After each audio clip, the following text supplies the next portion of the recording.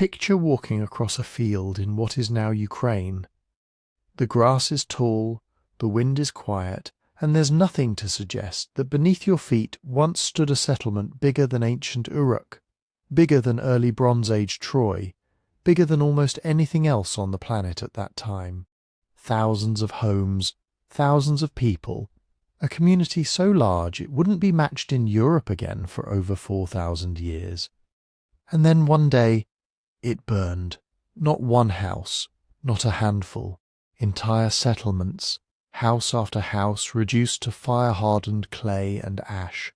And when archaeologists dig into the ground at site after site across this region, they keep finding the same thing. Layers of burned daub, collapsed roofs, scorched floors, all dating to roughly the same shadowy window of time.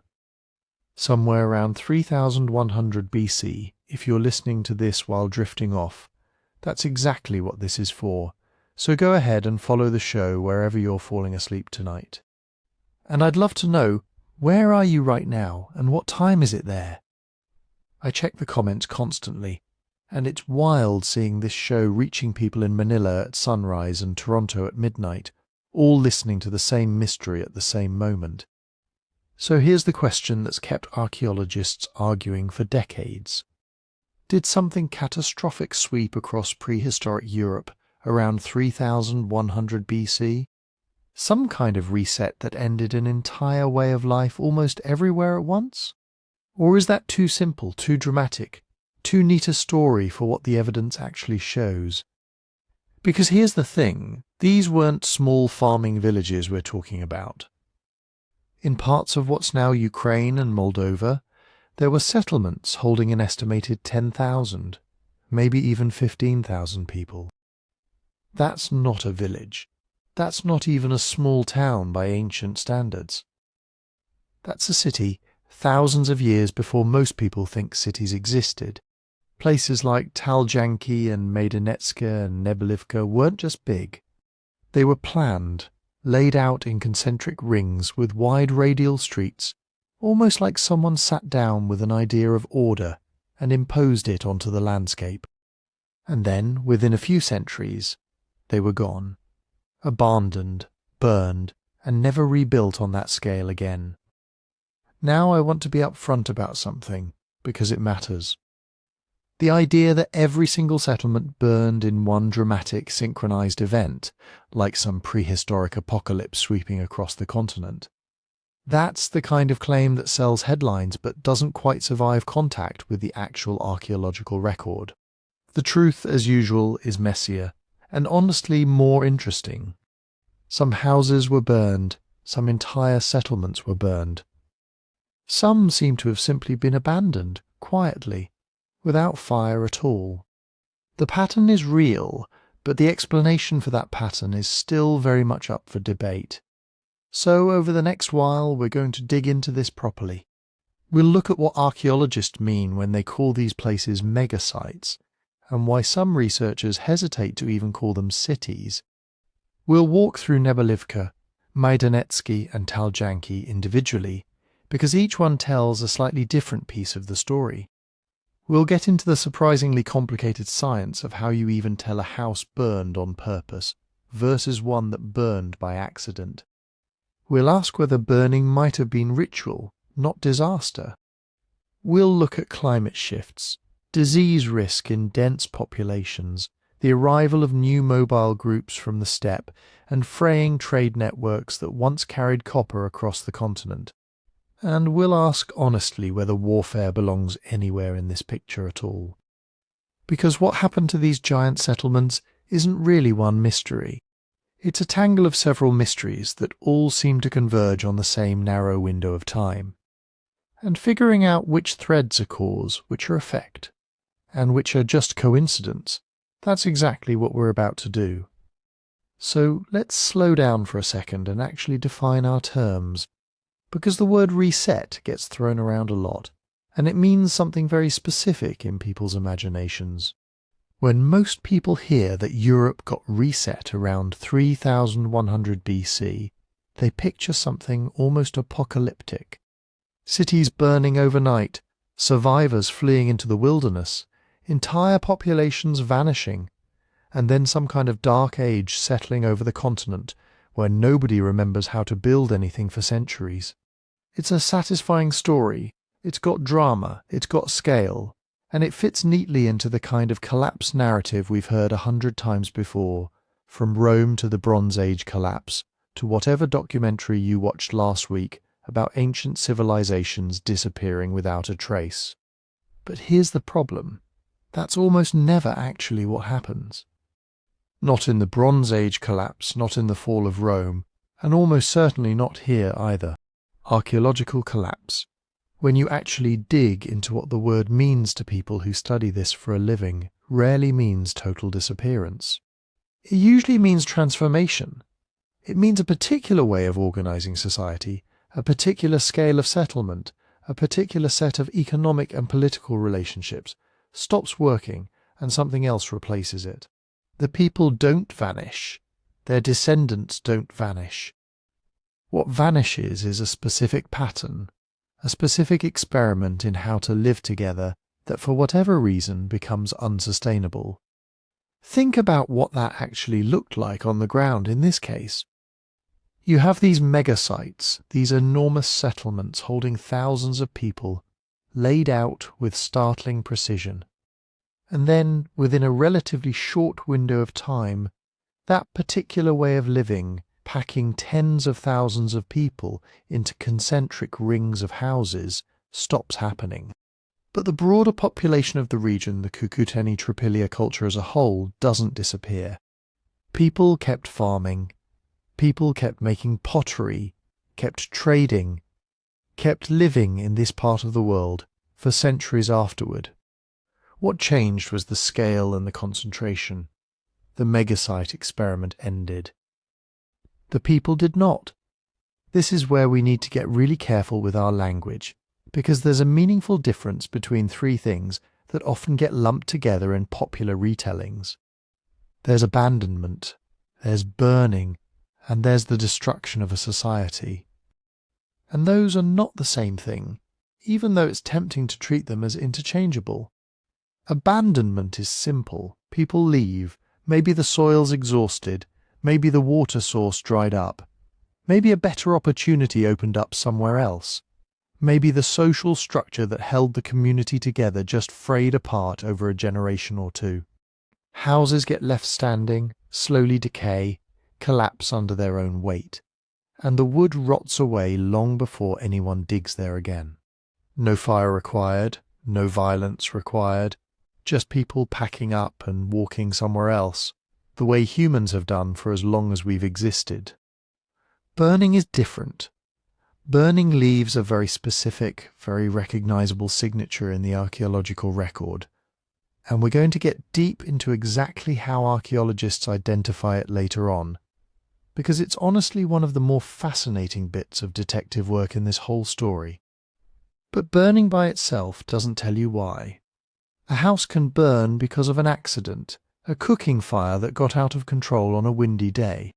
A house can burn because of an attack, someone torching it during a raid or a conflict.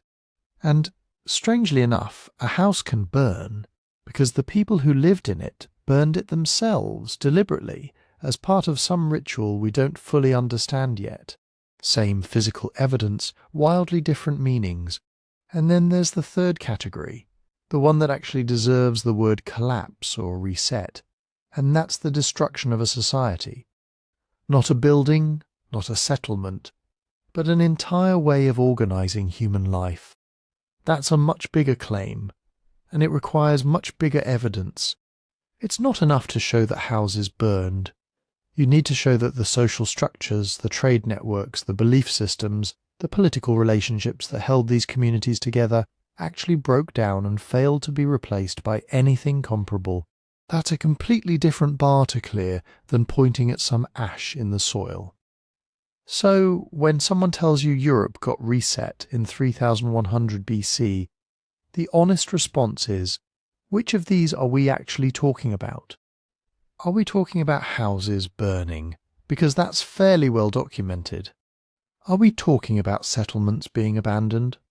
Also well documented, though not always alongside fire? Or are we talking about an entire civilization collapsing, disappearing, failing to continue? Because that's a much harder claim to prove, and frankly, the deeper you look, the less it seems to hold up in the simple, dramatic way people want it to. There's one more thing we need to clear up before we go any further, and it's honestly one of the most common misunderstandings about this whole period. Europe in 3100 BC was not one unified civilization. There was no single European culture that rose together and fell together like some ancient empire meeting its end. What we're actually talking about is a patchwork. Dozens of distinct archaeological cultures spread across the continent, each with their own pottery styles, their own house types, their own burial customs, their own rhythms of expansion and decline. The Cucuteni-Trypillia culture, the one responsible for those enormous megasites in Ukraine and Moldova, was just one thread in a much larger, much messier tapestry. What was happening in Ukraine at this time bears almost no resemblance to what was happening in Britain or Iberia or the Aegean during that same window. So when we talk about a reset, we need to be honest that we're really talking about a regional phenomenon, dramatic in its own right, but not some continent-wide synchronized apocalypse sweeping from the Atlantic to the Black Sea. Which brings us to the standard we need to hold this claim to as we go forward. If we're going to take seriously the idea that something significant happened around 3100 BC, something worth calling a reset, we need evidence that goes beyond a single burned house or a single abandoned village. We need to see the pattern repeat across multiple independent sites. We need dating precise enough to know whether these events actually happened together or just look that way from a distance of 5,000 years. We need to distinguish accidental fire from deliberate fire, and deliberate destruction from deliberate ritual. And we need to ask, honestly, what actually happened to the people themselves. Did they die? Did they scatter? Did they simply reorganize into smaller communities and carry on much as before? That's the standard we're going to apply from here on out. Not whether the story sounds dramatic enough to make a good headline, but whether the evidence in the ground actually supports it. And to do that properly, we first need to figure out something surprisingly difficult. Whether 3100 BC was really one moment at all. And this is where the story gets complicated in a way that doesn't fit neatly into a headline. Because 3100 BC sounds like a date. 1 year, 1 point on a timeline. A pin pushed into the map of history. But in prehistoric archaeology, a date like 3100 BC is usually not a pin. It's more like a blurry circle drawn in pencil. We know this because most of these settlements did not leave calendars. Nobody at Nebelivka carved a plaque saying, "This house was burned on the 3rd day of spring, 3107 BC. There are no written records telling us when a settlement was founded, when its population peaked, or whether everybody left in one sudden wave. What archaeologists have instead are physical remains, especially charred wood, seeds, animal bone, and other organic material. And the main tool for turning those remains into dates is radiocarbon dating. The basic idea is surprisingly elegant. Every living thing takes in carbon while it is alive. Plants absorb it from the atmosphere. Animals get it by eating plants or by eating animals that ate plants. One tiny fraction of that carbon is radioactive carbon-14. As long as an organism is alive, it keeps exchanging carbon with the world around it. But when it dies, that exchange stops. The carbon-14 inside, it begins to decay at a predictable rate. So if archaeologists find a charred beam from a prehistoric house, they can measure how much carbon-14 remains. Less carbon-14 means more time has passed since the tree was cut down and burned. It sounds almost magical. You take a fragment of ancient timber the size of a fingernail, put it through a machine, and get a window into an event that happened more than 5,000 years ago. But there's a catch, actually several catches. First, radiocarbon years are not the same as calendar years. The amount of carbon-14 in Earth's atmosphere has never been perfectly constant.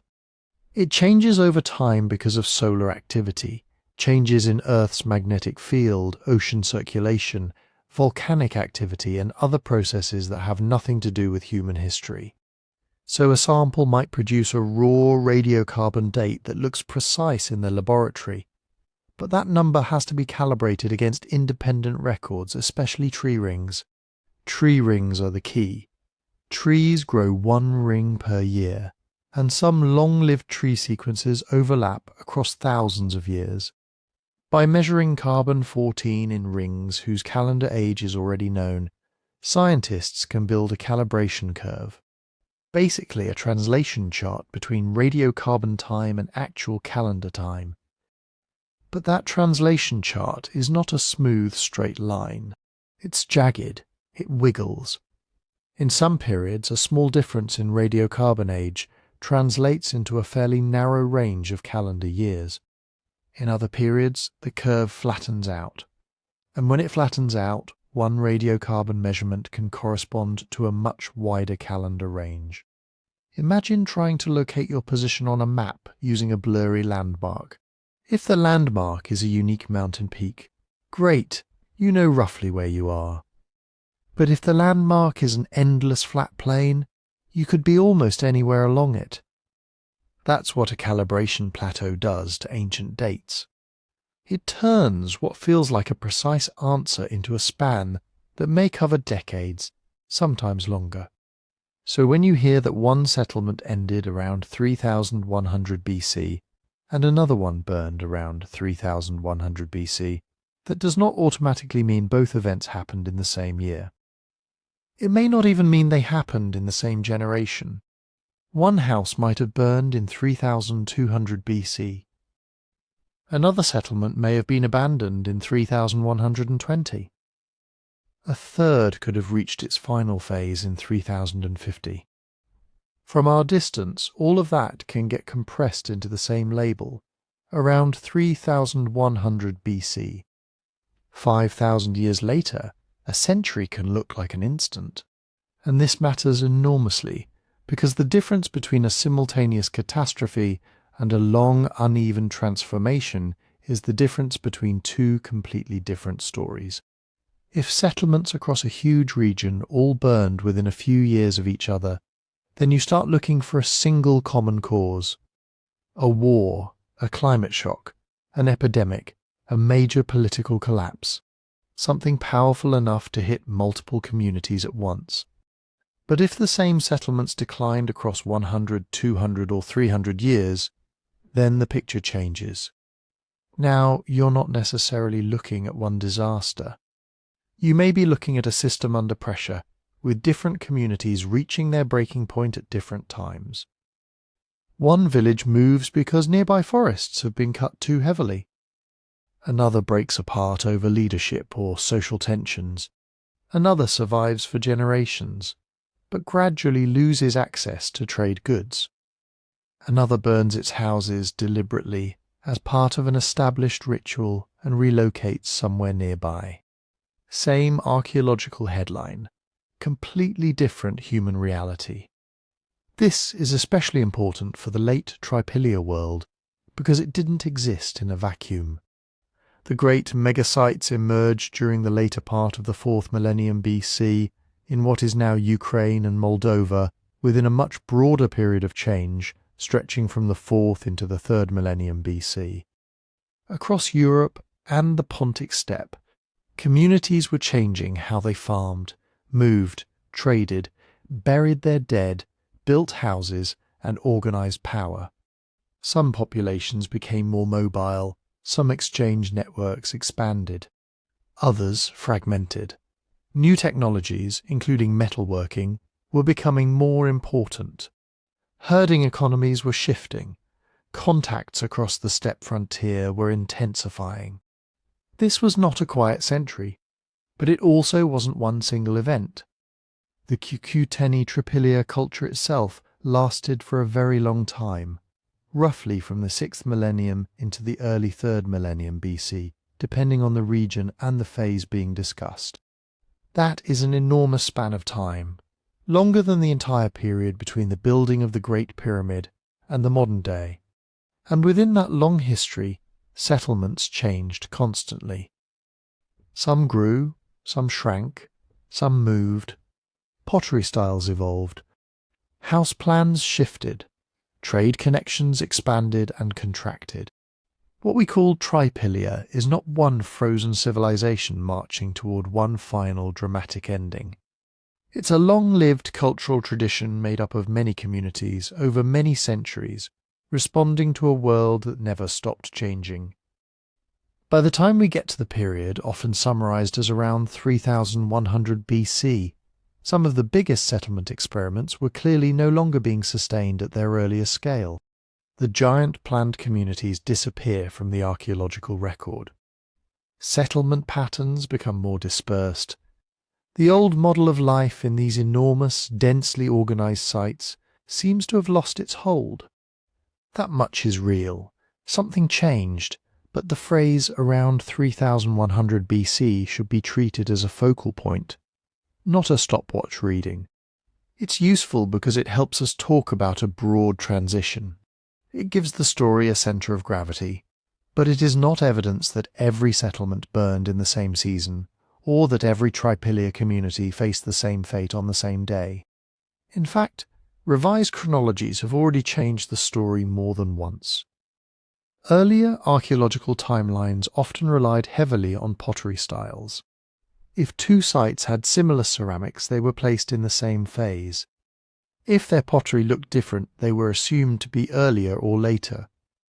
That method is still valuable, but it can create the illusion of clean, orderly stages. One phase begins, another ends, then a collapse happens. Radiocarbon dating complicated that picture. In some cases, sites once thought to be neatly sequential turned out to overlap. In other cases, settlements assumed to be contemporary may have been separated by generations. Bayesian modelling, which combines radiocarbon dates with archaeological information such as building sequences and stratigraphy, can refine the picture further. It doesn't give us perfect certainty. Nothing can.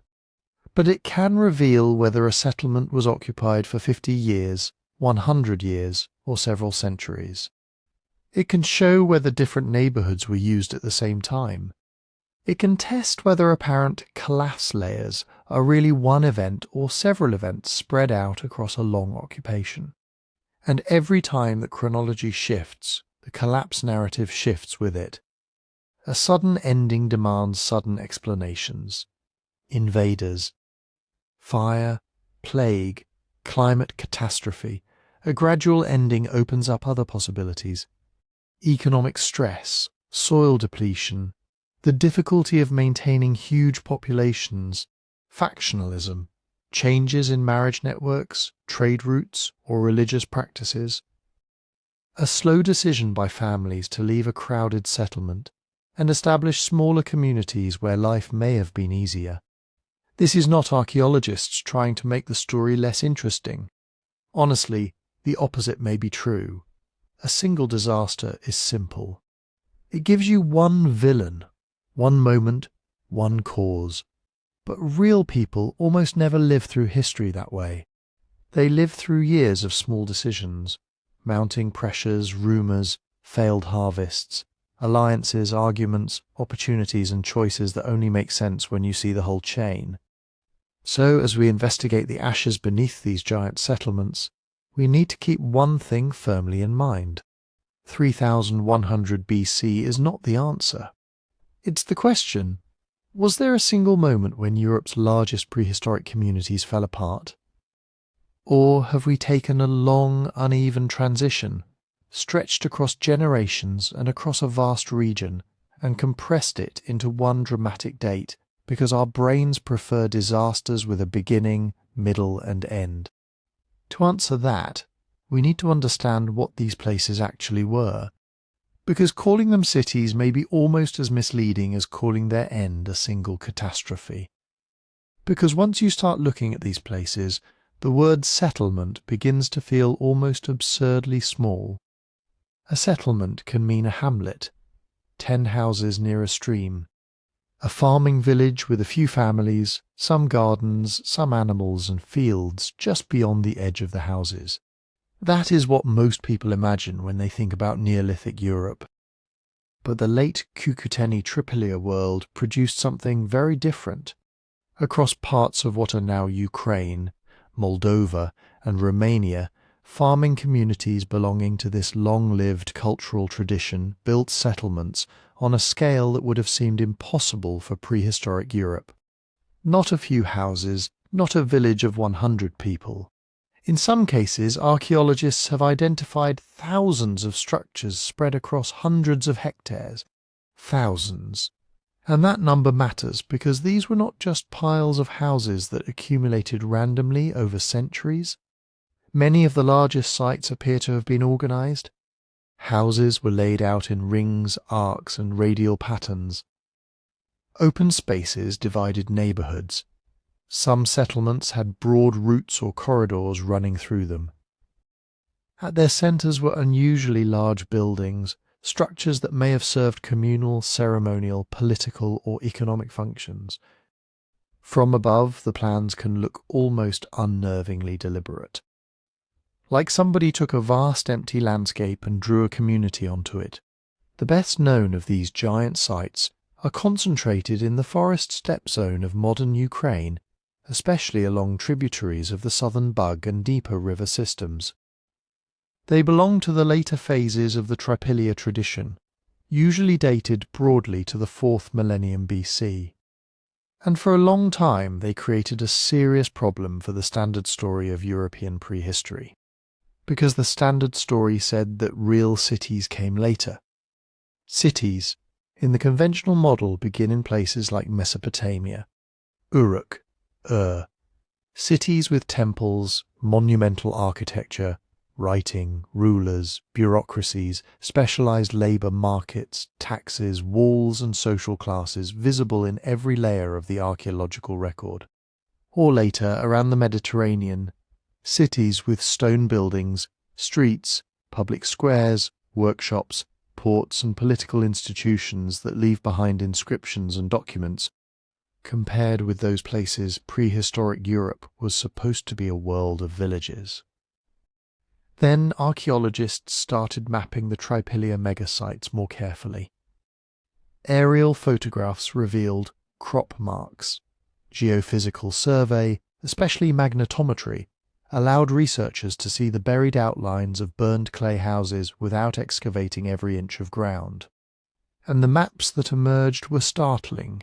Nebelivka, Maidanetske, Taljanky. These were not Mesopotamian cities transported north into Ukraine. But neither were they ordinary villages.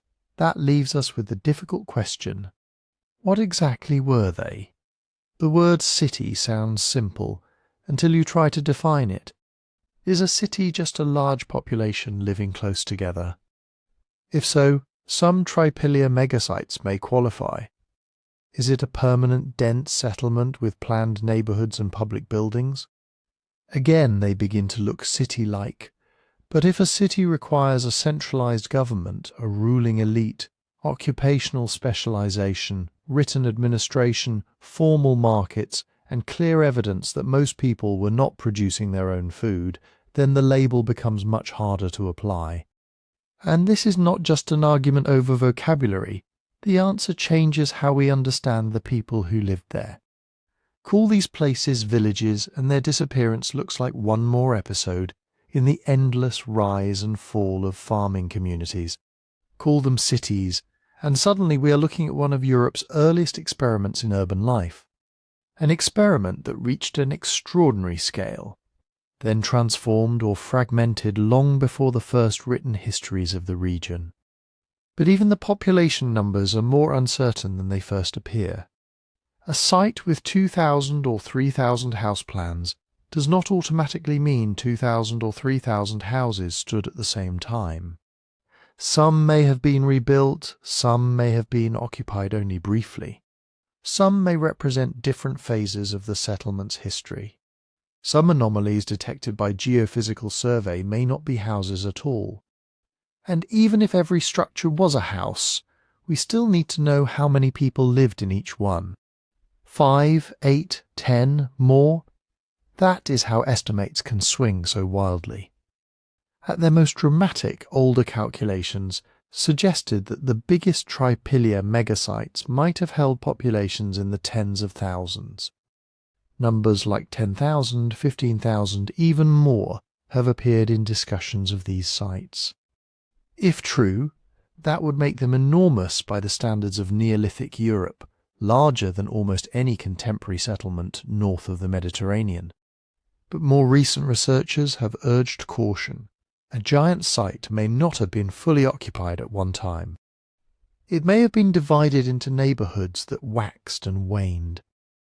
Families may have moved in and out seasonally. Some buildings may have been used for storage, craft work, livestock, rituals, or communal gatherings rather than as full-time homes. A settlement covering several hundred hectares could have had a very large footprint without holding an equally massive permanent population every day of the year. So the honest answer is not that we know exactly how many people lived at Nebelivka, Maidanetske, or Taljanky. We don't. But the lower estimates are still remarkable. Even if these communities held only several thousand people at a time, they were operating at a scale that demanded coordination beyond anything required by a normal farming village. Thousands of people need food. They need wood for houses, heating, cooking, and pottery firing. They need water. They need grazing land for animals. They need ways to resolve disputes, arrange marriages, manage access to fields, share labour, conduct rituals, and keep information moving between hundreds of households. Think about the logistical problem.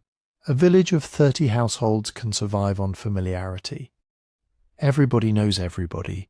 You know who owns which animals, who helped harvest last autumn, who owes grain, who insulted whose brother, who can be trusted with your children. But scale that up to hundreds or perhaps thousands of households, arranged across a settlement larger than many later towns, and familiarity stops being enough. You need rules, you need customs, you need meeting places. You need institutions, even if they do not look like modern governments. This may be one reason the large central buildings matter so much. They might have been temples. They might have been assembly halls. They might have been places where feasts were held, goods were gathered, rituals performed, disputes settled, or alliances renewed. We cannot simply call them town halls or palaces. The evidence does not allow that, but their presence suggests that life in these sites was not organised household by household alone. Something larger was holding the community together, and yet they were still profoundly different from the famous cities that came later. There is no clear evidence that Trypillia megasites had kings ruling from palaces. No writing system recording grain deliveries, no city walls enclosing a dense urban core in the Mesopotamian sense. No obvious monumental temples towering over a population of servants and administrators. Their houses, while often substantial, were largely built from timber, wattle and clay. Their economy remained deeply tied to farming, herding, forests and nearby land. Most inhabitants were probably still directly involved in producing food. These were not early versions of Athens. They were not lost Ukrainian Uruks. They were something stranger, possibly large planned farming communities. Possibly regional gathering places where dispersed populations came together for major parts of the year. Possibly settlements whose population was dense in some phases and more dispersed in others. Possibly societies experimenting with collective organisation on a scale that later European communities would not match for a very long time. And that is why their decline is so intriguing. If a tiny hamlet is abandoned, there may be 100 explanations. The soil gets worse, A family feud splits the group. A nearby spring dries up. People simply decide another valley looks better. But when a community has organised thousands of structures across hundreds of hectares, its disappearance raises bigger questions. What happens when an entire social experiment stops working? What happens when the systems that bring people together, feed them, coordinate them, and give their lives meaning begin to fail? Before we can answer that, we need to look closer at the giant sites themselves, because one of the most famous, Nebelivka, may force us to rethink not only why these places ended, but whether they were ever cities in the way we imagine at all. Nebelivka is where this question becomes impossible to ignore. The site lies in central Ukraine, on a broad stretch of land above the valleys and streams that once supported its fields, animals and households. Today, it does not look like a lost metropolis. There are no standing walls, no avenues of stone, no towers rising over the plain. But beneath the soil is a plan. When archaeologists mapped Nebelivka with magnetometry, they found a settlement spread over roughly 238 hectares. That is an enormous area, bigger than many medieval towns, bigger than most people would expect from a farming society living more than 5,000 years ago. And the pattern was not random. The buried remains formed rings, curving circuits of houses wrapped around open interior spaces. Radial routes or gaps seemed to divide parts of the settlement into sectors.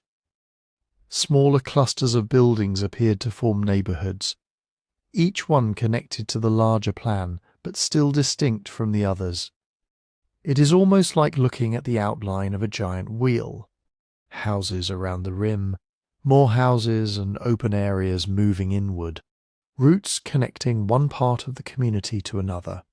And near the centre, unusual structures that seem to have mattered to more than a single family. For a long time, the sheer number of magnetic anomalies at Nebelivka generated extraordinary population estimates. Surveys appeared to show more than 1,000 possible house plots. Some interpretations suggested perhaps 1,200, 1,500, even more structures across the site. Do the math in the simplest possible way. Put 5 people in each house, and suddenly you have a population of several thousand. Put 8 or 10 people in each, assume every building stood at the same time, and Nebelivka begins to look like one of the largest settlements anywhere in prehistoric Europe. That is the version of Nebelivka that captures attention. A vast city-sized community on the Ukrainian forest steppe, centuries before the pyramids of Giza were built. But archaeology is rarely that simple, because magnetometry does not uncover houses directly. It detects differences in the magnetic properties of the soil, and burned clay is especially visible. Trypillia houses often had walls and floors made with clay. When those structures burned intensely, the clay was transformed. Thousands of years later, it can leave a strong magnetic signature beneath a field. That gives archaeologists an extraordinary map without digging up the entire site. But it also creates a problem, a magnetic shape that looks like a house, maybe a house. Or it may be a rebuilding phase, a storage structure. A workshop, a feature created by burning or demolition. A building that was used briefly, then abandoned while another part of the settlement grew. A map of structures is not automatically a census. And at Nebelivka, that distinction changes everything. The settlement may have been occupied for generations, perhaps centuries. Over that time, households could have moved, buildings could have been rebuilt. Neighbourhoods could have expanded, contracted, or shifted their role. Some areas may have been densely occupied while others were used for animals, gardens, storage, ceremonies, or seasonal gatherings. So, instead of imagining 1,500 houses full of people on the same summer morning, we may need to imagine a community changing through time, a place with a giant physical footprint, but a population that rose and fell within it. This is not a minor technical argument. It changes Nebelivka from a prehistoric city, in the usual sense, into something more difficult and perhaps more interesting. Maybe it was a permanently occupied settlement with several thousand inhabitants. That remains possible, but some researchers have proposed lower figures, suggesting that only a portion of its house plots were occupied simultaneously. Under those models, Nebelivka could have held hundreds or perhaps low thousands of residents at any one time, while still serving as a focal point for a much larger regional population. Think of it like a modern fairground, except not empty most of the year. Some people live there continuously. Other people arrive for gatherings, exchange, marriage arrangements, rituals, seasonal work, or crisis meetings. The place can be socially enormous without every structure being occupied every day. We cannot prove that Nebelivka worked exactly this way, but the layout makes it hard to dismiss the possibility, because this was not simply a scattering of independent farmsteads. Among the ordinary house-sized structures, geophysical surveys identified a series of unusually large buildings. Archaeologists often call them assembly houses or megastructures. They vary in size and form, but they appear different from ordinary domestic buildings. Some were positioned in ways that suggest they served particular neighbourhoods. Others may have had a wider role in the settlement as a whole. What happened inside them? Perhaps feasts, perhaps rituals, perhaps decisions about land, labour, marriage and exchange, perhaps storage of communal goods, perhaps craft production, perhaps meetings between families who did not live under the same roof but still needed ways to cooperate. The key point is that Nebelivka does not seem to have had just one giant palace at its centre. That matters. If there had been a single monumental building towering over everything else, the interpretation might be easier. We could point to a ruler, a priesthood, an elite administration. But Nebelivka appears more distributed than that. Multiple communal buildings, multiple sectors, multiple open spaces, a settlement organised at more than one level. Household, neighbourhood, entire community. This could suggest a society held together less by a king issuing orders and more by repeated acts of cooperation. Councils, ceremonies, shared labour, agreements renewed again and again between groups that had to live close together without necessarily becoming a centralised state. That kind of system can be remarkably powerful. It can build a settlement visible from the air 5,000 years later. But it can also be fragile. The larger the settlement, the more coordination it needs. Wood must be gathered, fields must be managed, animals kept from destroying crops.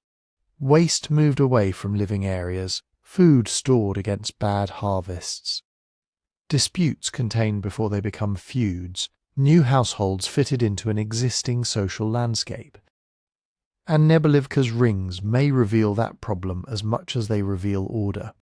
Every ring, every sector, every communal structure suggests that somebody was thinking about how large numbers of people could coexist. Not merely survive near one another, but remain connected. The settlement was an experiment in scale. We should not call it a city simply because it was huge, nor should we shrink it into an ordinary village because it lacked writing, palaces, and stone monuments. Nebelivka was something in between, or perhaps something outside both categories.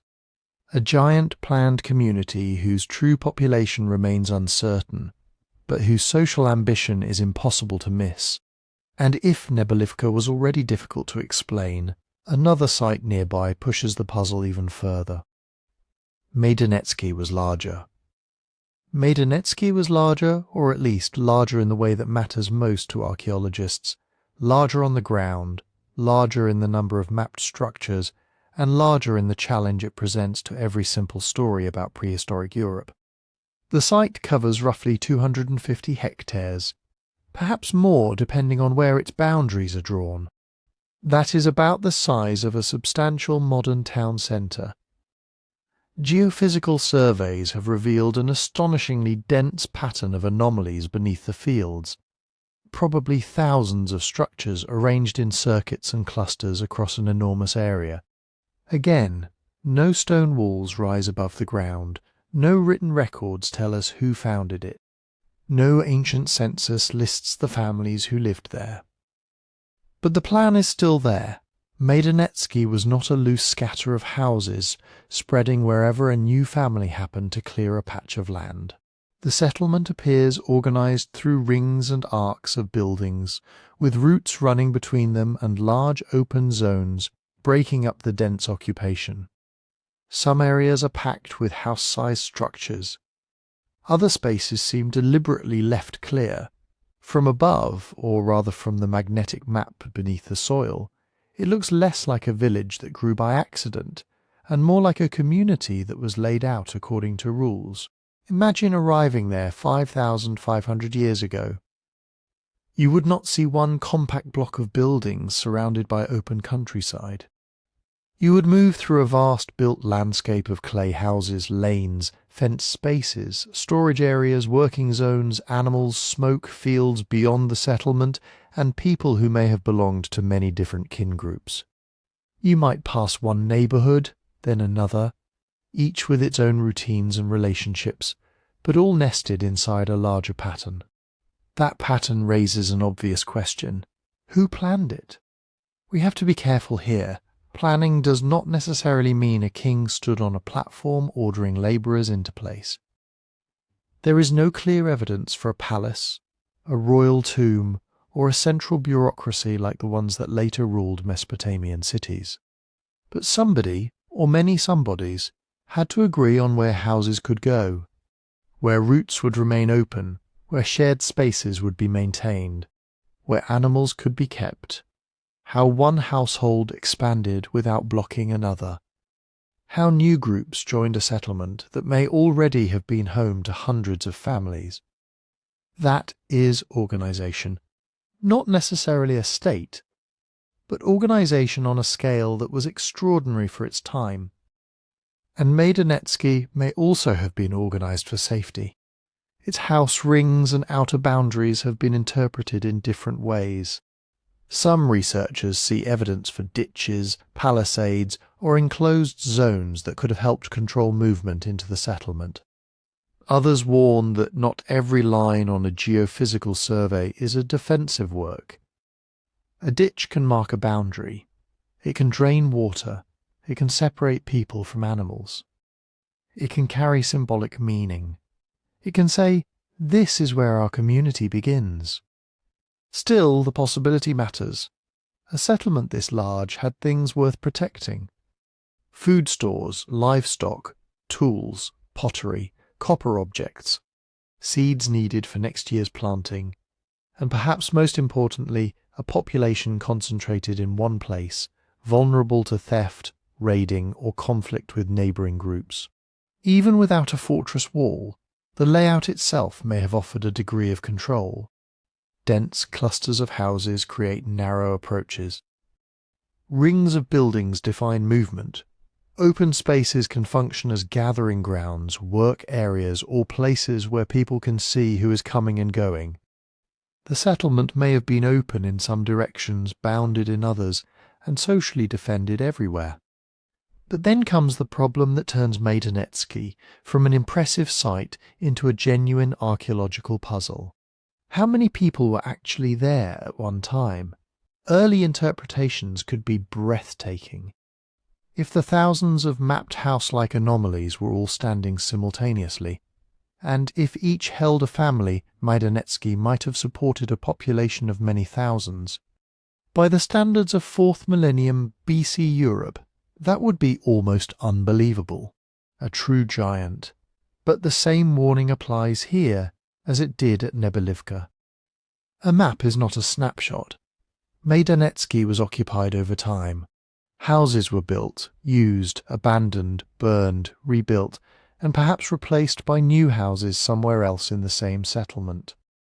A structure visible in the magnetic record may represent one phase in a long sequence, not one household living beside every other mapped household. So archaeologists have proposed several models. One possibility is permanent dense occupation. Under this model, Maidanetske really did hold an exceptionally large resident population, perhaps in the thousands. It would have been one of Europe's earliest urban-scale communities, though not a city in the later Mediterranean or Mesopotamian sense. Another possibility is rotating occupation. Different parts of the settlement may have been occupied at different times, with households shifting location across generations. The giant footprint would then record a community moving within its own boundaries. A third model is seasonal or periodic aggregation. Perhaps some families live there year-round, while others arrive during crucial times: planting, harvest, exchange, ceremonies, marriages, feasts, or collective building projects. The settlement could swell dramatically at certain moments, then become quieter again. Think of it less as a modern city with every house permanently occupied, and more as a social machine, a place designed to pull people together, organize them, feed them, and bind them into a larger community. The problem is that every version of Maidanetske demands resources on a massive scale. People need grain, they need water, they need fuel, they need clay for walls and ovens, timber for posts and roofs, reeds or thatch, stone for tools, and grazing land for cattle, sheep, goats, and pigs. They need places to dispose of waste. They need labour to repair buildings and maintain routes through the settlement. And wood alone may have been a serious issue. Trypillia houses used substantial quantities of timber and clay. Build hundreds of them, then rebuild them over generations, and the demand begins to reshape the surrounding landscape. Forests would have been cut back, fields expanded. Herds moved through nearby grasslands. Firewood gathered constantly for cooking, heating, pottery production, and whatever episodes of burning ended the lives of so many structures. Then there is food. A community of several thousand cannot survive on improvisation. Even a smaller permanent population would need reliable harvests, stored grain, managed livestock, and exchange networks capable of filling shortages. A bad season that a small village might endure through flexibility could become a crisis when hundreds of households depend on the same local landscape. This is the hidden danger of scale. Large communities can pool labour, share knowledge, defend resources, and support specialists. But they also become dependent on coordination. If harvests fail, if forests recede, if grazing land becomes contested, if disease spreads, if exchange routes break down, the same system that made the settlement powerful can make it vulnerable. And eventually Maidanetske changed. Its great settlement plan did not continue indefinitely. Like Nebelivka and other mega-sites of the Trypillia world, it belongs to a period when communities on the forest steppe briefly experimented with living at a scale Europe had rarely seen before. Then that pattern altered. The megasites were abandoned, transformed, or replaced by smaller and differently organized settlements. That does not prove one sudden catastrophe destroyed Maidanetske. It does not prove every household fled on the same day. It does not prove an invading army burned a living city to the ground. But it does mean the question cannot be avoided. If Maidanetske was a giant planned community, what happened when the system that sustained it stopped working? Was it gradual dispersal, environmental strain, social conflict, disease, a changing economy, new threats from beyond the steppe frontier, or a chain reaction in which several pressures arrived close enough together to make this way of life impossible? Maidanetske matters because it shows what was at stake. This was not just one burned village. It was an experiment in building a world at unprecedented scale. And when that experiment ended, the landscape of Eastern Europe changed with it. At Taljanky, the next site in this extraordinary cluster, the numbers become larger still. But so do the limits of what the evidence can honestly tell us. Taljanky is where the scale becomes almost difficult to believe. Located in central Ukraine, in the same broad Trypillia cultural world as Nebelivka and Maidanetske, Taljanky covers something like 300 to 350 hectares, depending on how archaeologists define its edges. That is not a large village. It is not even just an oversized settlement. It is a built landscape. Geophysical surveys suggest that Taljanky contained well over 2,000 house-sized structures, perhaps closer to 3,000 in some reconstructions. The buildings appear in broad rings and arcs arranged around open spaces, connected by routes, and spread across an area larger than many later Bronze Age towns. For a moment, let that sink in. More than 5,000 years ago, in a part of Europe often imagined as a world of isolated farming hamlets, people were creating settlements with footprints comparable to early cities.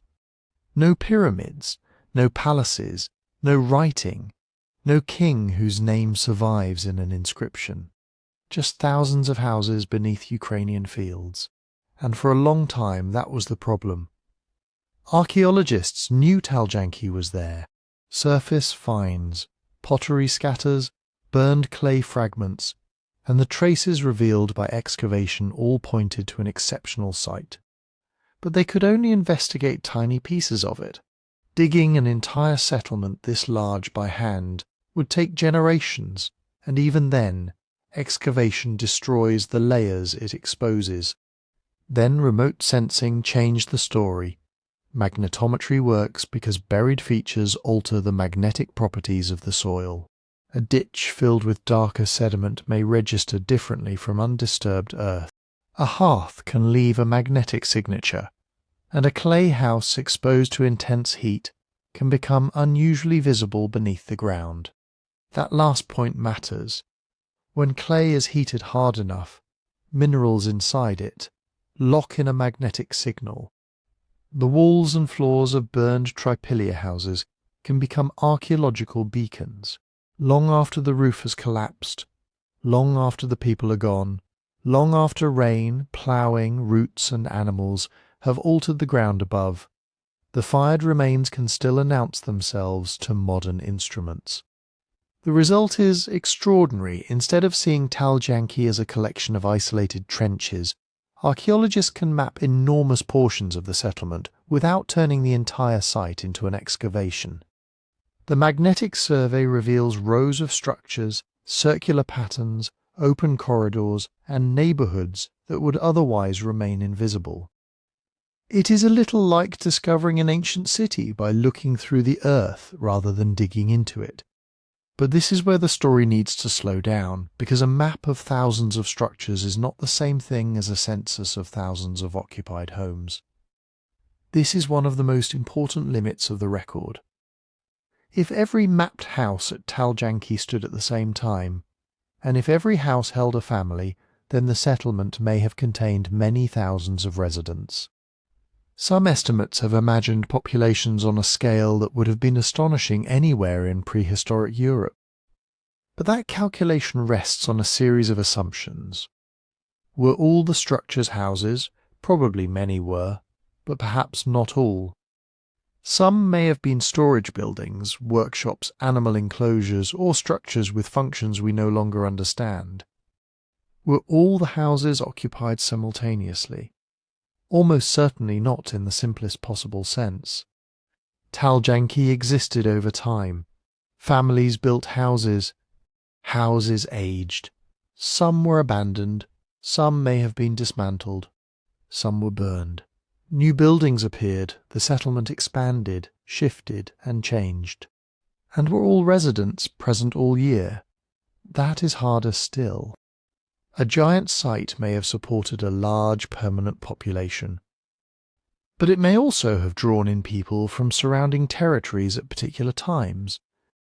Planting season, harvest, ritual gatherings, feasts, marriage exchanges, trade, collective construction, moments when a dispersed farming population needed to become, temporarily, a much larger community. So Taljanky may have been densely inhabited, it may have been partly seasonal, it may have expanded in phases, it may have combined all of these things across different generations.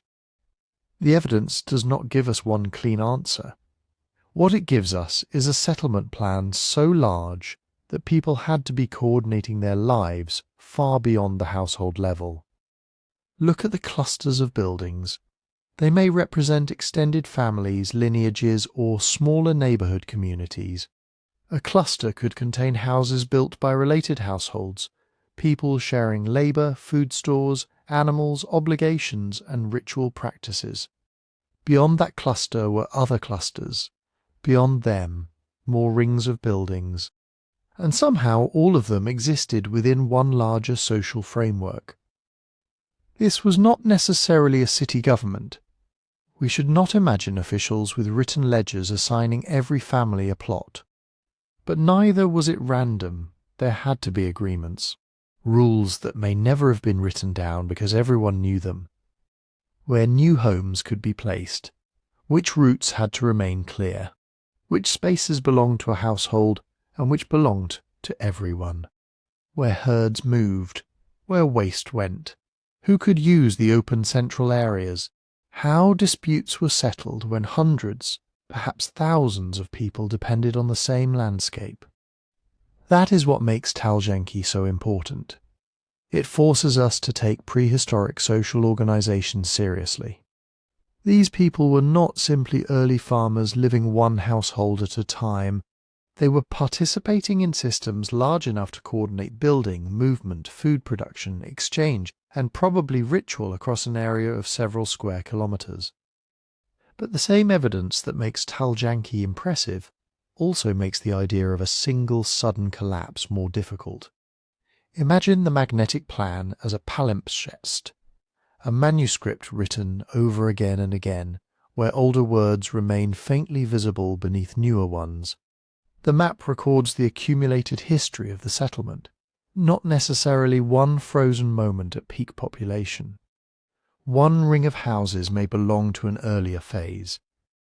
Another may have been added later as the community grew. A neighbourhood may have thinned out while another part expanded. Some households may have moved outward, others may have returned to old areas. The apparent giant could be the product of a community changing its shape over centuries. And that changes the question. Instead of asking, how could one enormous city suddenly vanish? We may need to ask, how did a social system this large evolve, strain, fragment, and eventually transform? Taljanky does not make the story less dramatic, it makes it more human. A settlement can be abandoned without every resident fleeing at once. A community can shrink before it disappears. Families can leave in stages. Networks can weaken, old neighbourhoods can fall silent, while new ones are still being built. A burned house might mark violence, accident, ritual closure, or a deliberate act of renewal. It does not automatically prove that an entire living settlement was attacked and incinerated in one apocalyptic event. But there is still no escaping the fire. Taljanky, like other Trypillia megasites, has yielded the burned clay remains of buildings that ended in intense heat. And those burned remains are part of the reason we can see the settlement so clearly today. The fire preserved the record, which creates the next mystery. When archaeologists find the red, hardened remains of a prehistoric house, how can they tell what kind of burning happened? Was it an accident? An enemy attack? A domestic fire gone wrong? Or was the destruction planned from the beginning? The first thing archaeologists learn is that fire does not leave one simple signature. A burned prehistoric house is not like a modern building after a fire, with blackened beams, twisted metal, and a clear outline of rooms. Most Trypillia houses were built from materials that normally disappear. Timber posts, woven branches, reeds, straw, clay plaster often called daub, packed over a wooden framework, roofs of thatch or other plant material. Leave a structure like that abandoned in the rain for a few decades, and much of it melts back into the ground. Wood rots, thatch vanishes, clay softens, cracks and disperses. 5,000 years later, there may be almost nothing obvious left. But burn it hard enough, and the story changes. Clay that was once soft daub becomes baked ceramic-like material. Its colour shifts from brown or grey to orange, red, yellow, sometimes nearly black, depending on the heat, and how much oxygen reached it. The minerals inside the clay are altered. The material becomes harder, more durable, and far more visible in the soil. In a strange way, fire can destroy a house and preserve it at the same time. This is why burned Trypillia buildings are so important. When their walls collapse, they can create dense spreads of fired daub across the floor. Archaeologists sometimes call these destruction layers. But they are not just rubble. If you look closely, individual lumps of burned clay can preserve impressions from the vanished building itself. The imprint of a branch, the round mark of a wooden pole, the texture of woven wattling, sometimes the smooth surface of a plastered interior wall, sometimes traces of painted decoration, sometimes fragments of a clay floor hardened by heat, still lying close to where people once walked, cooked, slept, stored grain, made pottery, argued, raised children, and planned the next season. The house is gone, but its negative image remains, stamped into clay. Picture what happens during a serious fire. The roof catches. Burning thatch falls inward. Timber beams collapse. Sections of clay wall crack under the heat and tumble down. Objects on shelves, platforms, or upper levels drop into the debris. Pottery breaks. Grinding stones may remain where they were used. Carbonized grain can survive if it was suddenly heated without being completely consumed. The final pattern is chaotic, but it is not meaningless. Archaeologists reconstruct the building by reading that chaos. Where is the fired daub concentrated? Does it form a rectangular spread consistent with walls falling inward? Are there thick deposits near the edges and thinner deposits in the centre? Are post holes visible below the burned layer? Is there a hardened floor beneath it? Do fragments of daub carry impressions showing that they came from walls, ceiling, oven or roof? Each clue is small. Together they can bring back the outline of an entire house. And then there is charcoal. Charcoal is the altered residue of wood burned under limited oxygen. It can identify what kind of timber people used. Oak, ash, elm, willow, whatever grew in the local landscape, and was chosen for posts, beams, fuel or roof supports. Charcoal can also sometimes be radiocarbon dated, helping establish when the fire happened. But charcoal alone does not tell us why. Neither does ash. Ash layers can indicate that plant material, wood, dung, food or other organic matter burned in or near a structure. Yet ash is fragile. Rain washes it, worms mix it, roots disturb it. Later people dig through it. Ploughing can drag it across a field. A thick grey deposit might be the remains of a fire, or it might be material dumped there long after a building collapsed. Context is everything. This is the hard part. Archaeology is not a crime scene investigation where every question has a single answer waiting in the dirt. It is more like trying to reconstruct a storm from the things it left behind. After 5,000 years of weather, farming, animals, roots, construction, and human disturbance, a house may have burned accidentally, a cooking fire escapes, a hearth ignites a wall, dry thatch catches during high wind. In a village built largely of wood, reed and clay, a small mistake can become a catastrophe very quickly. But accidental fires often leave clues of sudden disorder. Household objects may be scattered as they fell. People may have tried to rescue valuable items. A building might be only partly burned. Neighbouring structures may show no evidence of fire.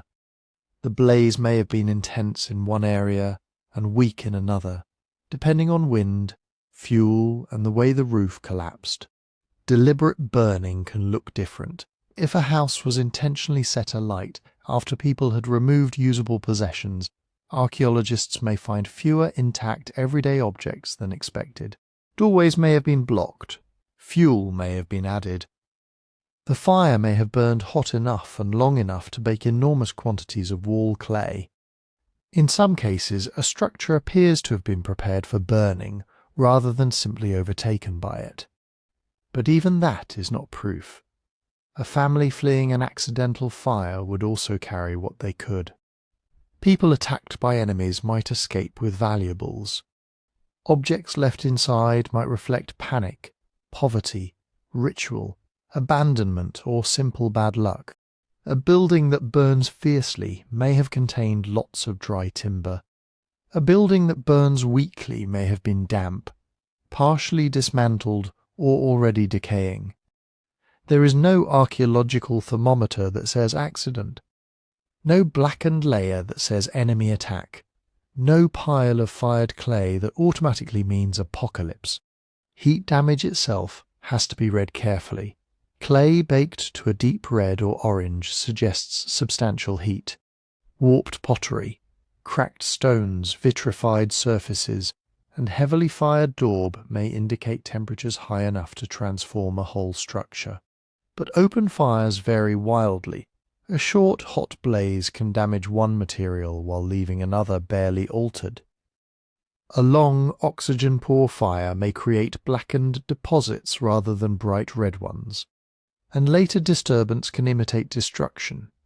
A farmer ploughing through a buried house can spread fired daub far beyond its original walls. Burrowing animals can pull charcoal downward. Roots can break up floor surfaces. Later pits can cut straight through earlier burned layers. Erosion can move ash downhill. A magnetic anomaly that looks like a perfect house plan may represent a burned building, but it may also combine features from several phases of occupation. That is why archaeologists compare everything. The magnetic survey, the excavation layers, the chemical changes in soil, the distribution of pottery, the location of grinding stones. The presence or absence of food remains. The direction collapsed wall fragments face, the dates from charcoal, grain, bone, and other organic material. One clue can mislead. A pattern of clues is harder to dismiss. And this is where the most dramatic claim needs to be tested. A burned house proves that a house burned. It may prove that the fire was intense. It may preserve evidence of how the building was made. It may show whether belongings were left behind or removed. It may even suggest planning. But it does not by itself prove that warriors attacked. It does not prove that an entire settlement burned on the same day. And it definitely does not prove that a whole civilization was wiped out in one violent reset. For that we need more. We need evidence that multiple houses burned in the same period. We need signs of violence, hurried abandonment, weapons, bodies, defences, or a broader pattern that cannot be explained by ordinary household life.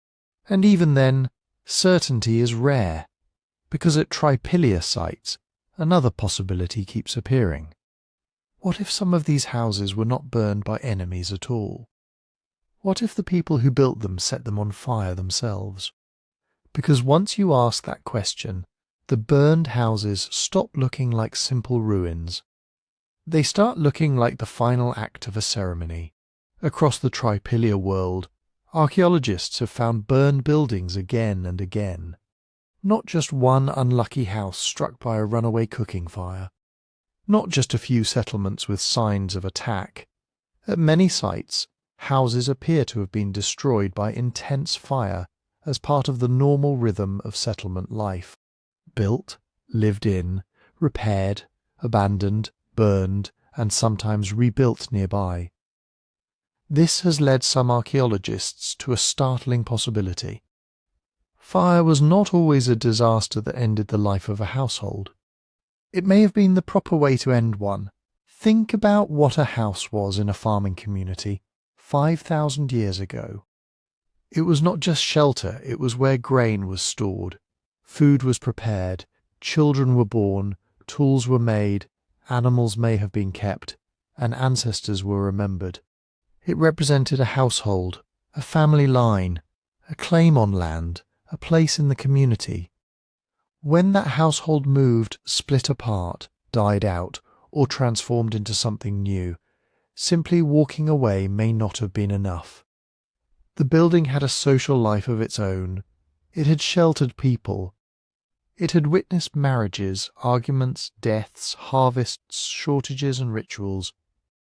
Burning it could have been a way of closing that life properly, not destroying a home in anger, but releasing it, turning timber, thatch, clay, food and possessions into something permanently changed. A house made of wet clay and wood is temporary. A burned house leaves baked clay that can survive for thousands of years. That transformation may have mattered. In many traditional societies, objects are not always treated as dead matter. Houses, tools, animals and places can carry relationships, histories, even a kind of personhood. A house that has held a family for decades might need to be retired with care. Fire can purify. Fire can separate the living from the dead. Fire can send offerings away.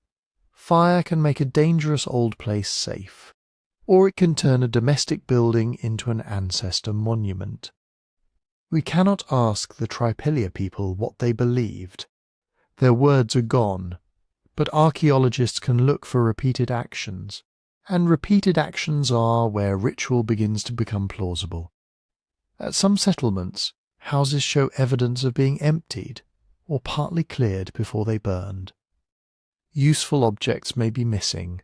Certain materials may have been placed inside deliberately. Pottery, figurines, animal bone, grain, tools and other items sometimes appear in patterns that do not look like random household clutter. In some cases, the final fire seems too thorough, too intense, too complete to be explained by a small accident. That does not mean every object was an offering. It does not mean every burned building was a temple. Archaeologists have to be careful here. A broken pot can be broken because it was used in a ritual, or because it fell from a shelf when the roof collapsed. But when similar patterns repeat across many houses and many generations, coincidence becomes harder to accept. There is another reason deliberate burning has attracted so much attention. Burning a clay-built house properly is difficult. A thatched roof catches easily. Dry timber burns, but the thick clay daub covering the walls does not automatically bake into the hard red material found by archaeologists.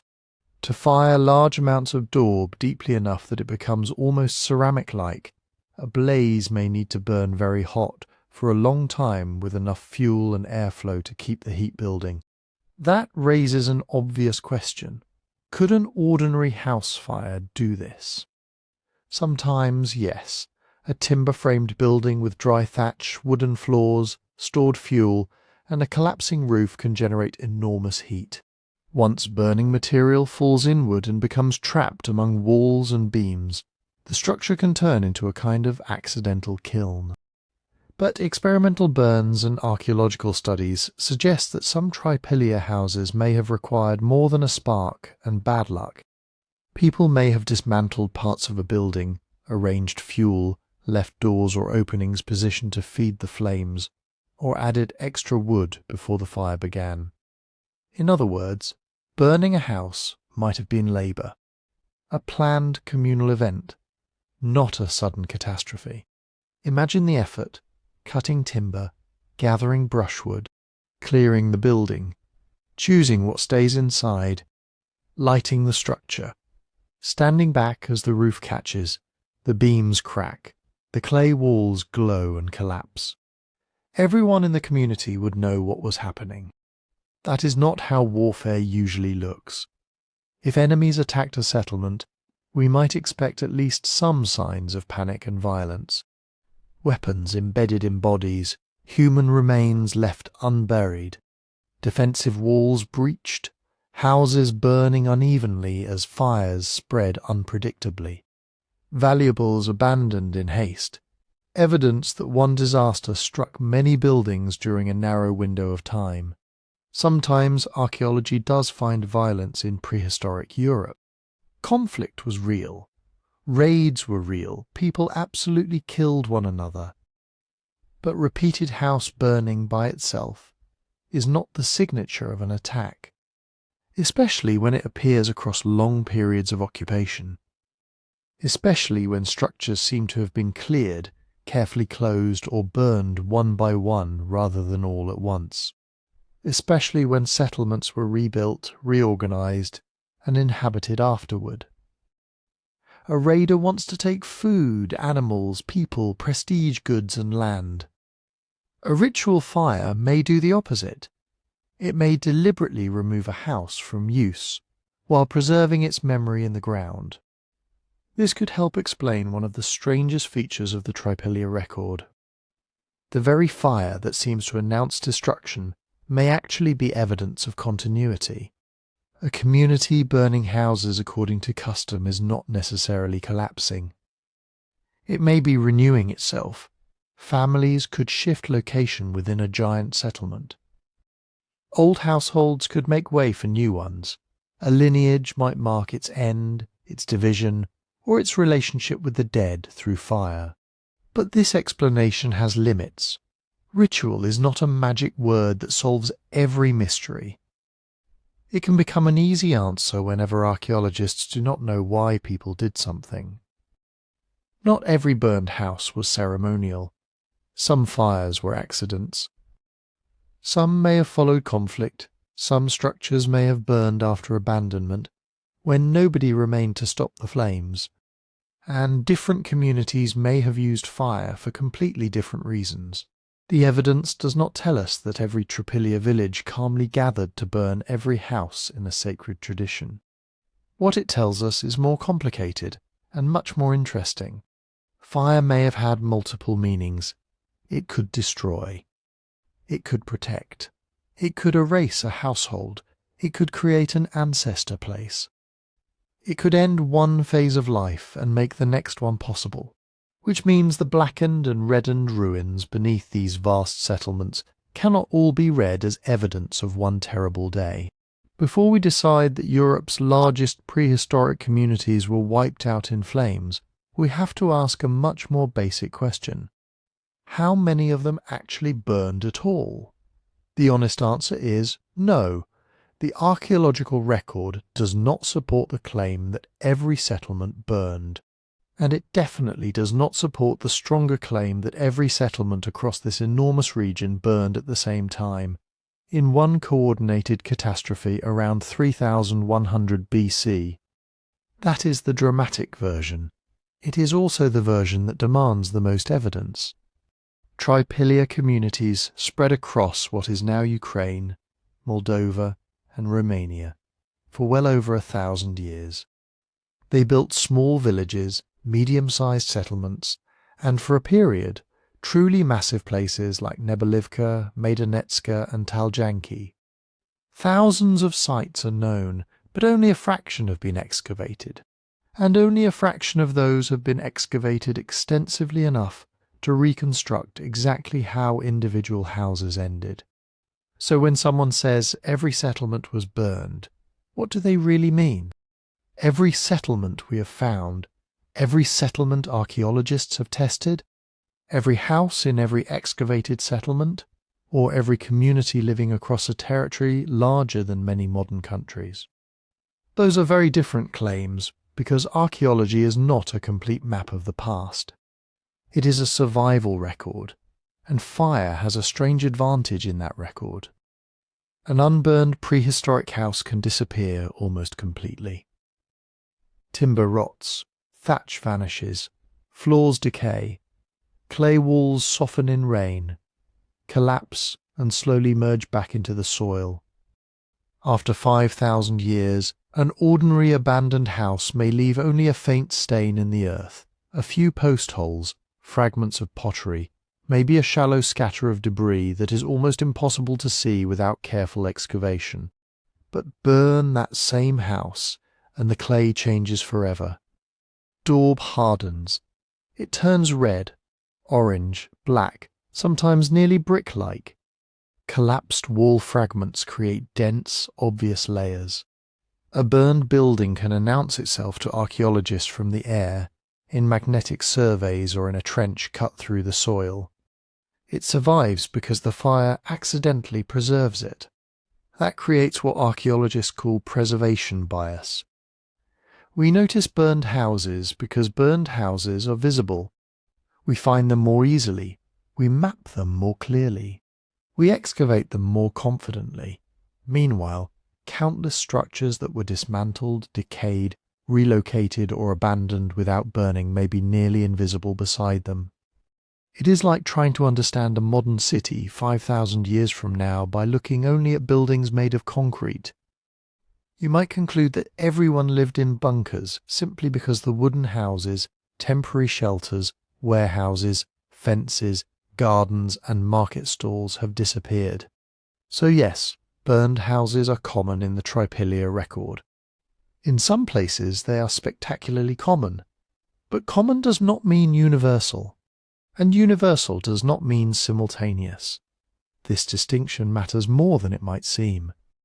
A regional cultural practice can spread across hundreds of miles and continue for centuries. Communities may share ideas about how to end the life of a house. They may use similar construction methods.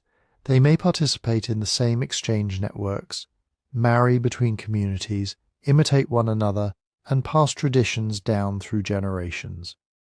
That can produce a broad pattern of burning without requiring one army, one drought, one invasion, or one terrible year. Think of it like burial customs today.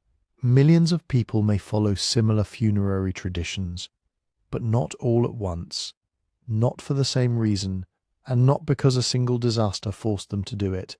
Shared behaviour can create a wide archaeological signature across time. The Trypillia world may have worked in a similar way.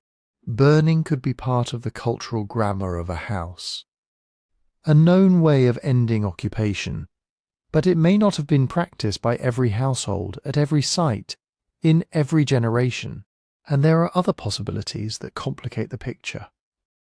Some settlements may have been abandoned gradually, families leaving one by one, perhaps after poor harvests, family disputes, shifting trade routes, or changing access to farmland.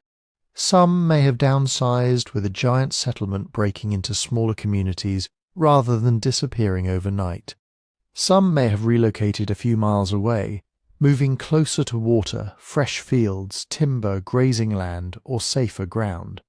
Others may remain completely unexcavated beneath fields, forests, towns, and modern infrastructure. The absence of a burned layer does not always prove that a settlement escaped fire. But the presence of burned layers does not prove that a settlement died in catastrophe either. Archaeology rarely gives us a simple yes or no. More often, it gives us fragments, and asks us to resist turning those fragments into a story that is cleaner than the past really was. And that is exactly why these mysteries are so fascinating.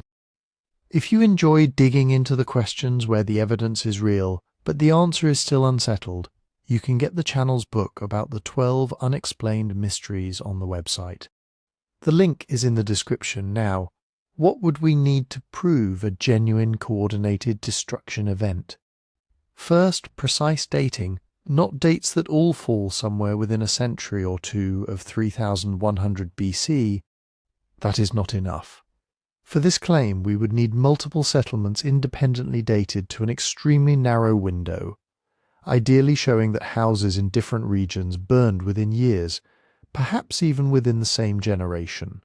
Second, we would need evidence that the burning was sudden and widespread within individual sites. Not one house burned here, another decades later, another after it had been emptied and carefully closed. We would expect many structures destroyed at once. We would expect belongings left behind, food stores caught in the disaster. Evidence of interrupted daily life, perhaps bodies, weapons, breached defences, or signs of panic. Third, we would need to show that people did not simply move and rebuild nearby. If a settlement burns but another community appears a short distance away, using the same pottery, the same house plans, the same traditions, and perhaps even the same families that suggest transformation or relocation, not necessarily annihilation. And finally, we would need the pattern to extend beyond the famous megasites. A continental reset cannot be demonstrated from a handful of extraordinary settlements, no matter how enormous or how burned they appear. It would need to show up in villages, farmsteads, regional cemeteries, pollen records, trade networks, and the settlement patterns of neighbouring cultures. Right now, the evidence is far messier than the headline. There were burned houses, there were abandoned settlements. There were major changes around the end of the Trypillia megasite phenomenon. Something did shift, but the idea of every settlement burning in one single apocalyptic moment goes beyond what archaeology can presently demonstrate. The real mystery is not whether one clean, cinematic disaster erased everything.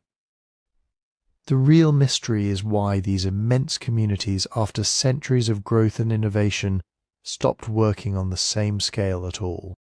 So if one clean catastrophe does not explain the end of the megasites, where do we look next? One answer is written not in burned clay, but in lake mud, cave deposits, ancient pollen, and the chemical signatures trapped inside stalagmites. Climate. Around the late 4th millennium BC, roughly the period when the Trypillia megasite system was changing, many parts of Europe and Western Asia experienced environmental instability.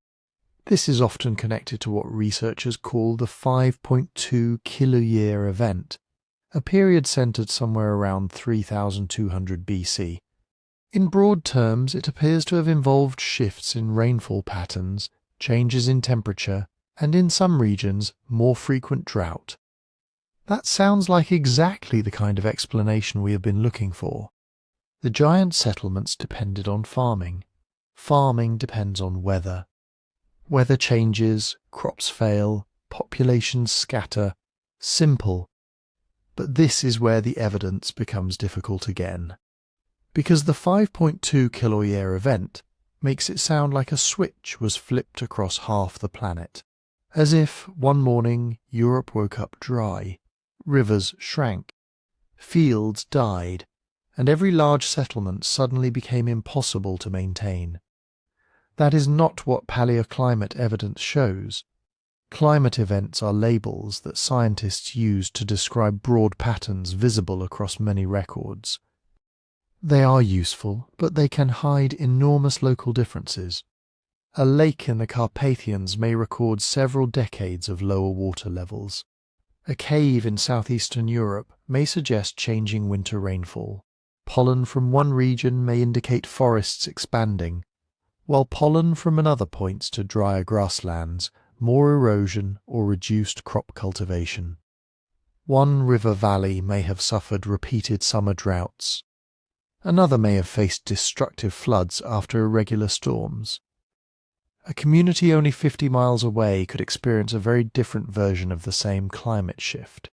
And for farmers, the average climate is not always the thing that matters most. You can survive a slightly cooler century. You can adapt to slightly less rain if it arrives reliably in the right season, year after year. But erratic weather is much harder. Imagine planting in spring, expecting rain in early summer, and getting nothing. Or getting rain all at once, a violent downpour that washes soil from the fields instead of soaking into it. Imagine a late frost after seedlings emerge, a heat wave when grain is flowering, weeks of dry wind just before harvest, then, the next year, a flood. Modern agriculture has irrigation pumps, stored seed, crop insurance, fertilizer, roads, grain markets, and emergency aid. A 4th millennium BC farming community had none of those safety nets. It had its own labour, its own animals, its stored food, and whatever help it could get from neighbouring households. One bad harvest was painful. 2 bad harvests could force difficult choices. 3 or 4 unstable years in a generation could reshape an entire society. And the megasites may have been especially vulnerable. A small village can move, it can shift fields, send families elsewhere, rely more heavily on hunting, fishing, herding or gathering. A settlement with thousands of people faces a different calculation. It needs huge areas of cultivated land. It needs wood for houses, fires, fences, and pottery. It needs pasture for cattle. It needs clean water. It needs a reliable flow of grain, meat, fuel, and labour every single year. The larger the settlement, the less room there is for failure. Think about the difference between feeding a family and feeding a city. If one family has a poor crop, relatives may help. If every household in a giant community faces poor yields at the same time, there may be no surplus left to share. The systems that make large-scale settlement possible, storage, exchange, cooperation, planning, can become systems that spread stress from one neighbourhood to the next. But did climate actually change at the exact moment the megasites declined? This is the critical question, and the answer is, perhaps, but not with the precision needed to call climate the proven cause. Many environmental records do point to disturbance around the late 4th millennium BC. In parts of southeastern Europe, researchers have identified signs consistent with drier conditions or altered rainfall regimes. Some lake levels changed, vegetation patterns shifted, soil erosion increased in certain areas, which may reflect heavier storms, reduced forest cover, intensified cultivation, or all three together. But these records rarely give us a date as precise as a historical diary. A sediment layer may represent years, decades, sometimes much longer. Radiocarbon dates come with ranges. Different climate records may respond at different speeds. A forest does not disappear the day rainfall changes. Pollen only reaches a lake after plants grow, die, shed, and are carried into the sediment. And the archaeological chronology of settlement abandonment has its own uncertainties. So when we place a climate record beside the final phases of Nebelivka, Maidanetske, Taljanky, and other Trypillia sites, we are not lining up two perfectly dated calendars. We are comparing overlapping windows. The megasite phenomenon appears to have weakened over time, with different places following different trajectories. Some were occupied earlier, some later, some may have been shrinking before they were abandoned. Some houses were burned as part of normal settlement life. Some communities likely moved into smaller settlements. Meanwhile, climate conditions were changing across the wider region, but not necessarily in the same way or at the same speed everywhere. That makes climate an important suspect, not a convicted culprit. There is also a deeper problem. Environmental pressure does not tell us what people will do. It creates constraints. Human societies respond in different ways. A drought can lead to migration, or conflict, or tighter cooperation, or new crops, or more herding, or the breakup of large communities into smaller, more flexible ones.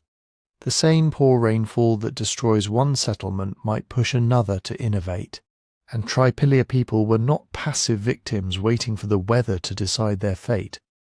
They had survived and expanded through centuries of environmental change. They knew their landscapes, they managed animals, cultivated crops, built houses, maintained social networks and moved when necessary. If conditions became less reliable, they would have tried to adapt. But adaptation has costs. Moving fields farther from the settlement means more labour. Clearing new land means more woodcutting. Keeping more animals as insurance against crop failure can damage pasture. Storing larger reserves requires organisation and trust. Trading for missing food makes communities dependent on distant partners who may be facing the same crisis. And that is where climate becomes most interesting. Maybe changing rainfall did not burn the settlements. Maybe it did not cause a sudden collapse at all. Maybe it made everything else harder. Harder to feed thousands of people, harder to maintain distant fields, harder to keep exchange networks working, harder to absorb disease, conflict, inequality, or disputes over land. Climate may not have been the match. It may have been the dry wood already piling up beneath the entire system. And if climate was the dry wood, then farming was the structure built on top of it. The Trypillia communities were not wandering bands surviving from one lucky hunt to the next. They were farmers, extremely capable farmers. For centuries their settlements spread across the fertile soils of what is now Ukraine, Moldova, and Romania. They cultivated cereals including wheat, barley, and probably emmer and einkorn varieties. They grew pulses such as peas and lentils. They kept cattle, sheep, goats, and pigs. They hunted wild animals, gathered plants, fished where conditions allowed, and used the forests and rivers around them as part of a much larger food system. This was not primitive agriculture in the sense people often imagine. It required planning. You had to save seed from one harvest to plant the next.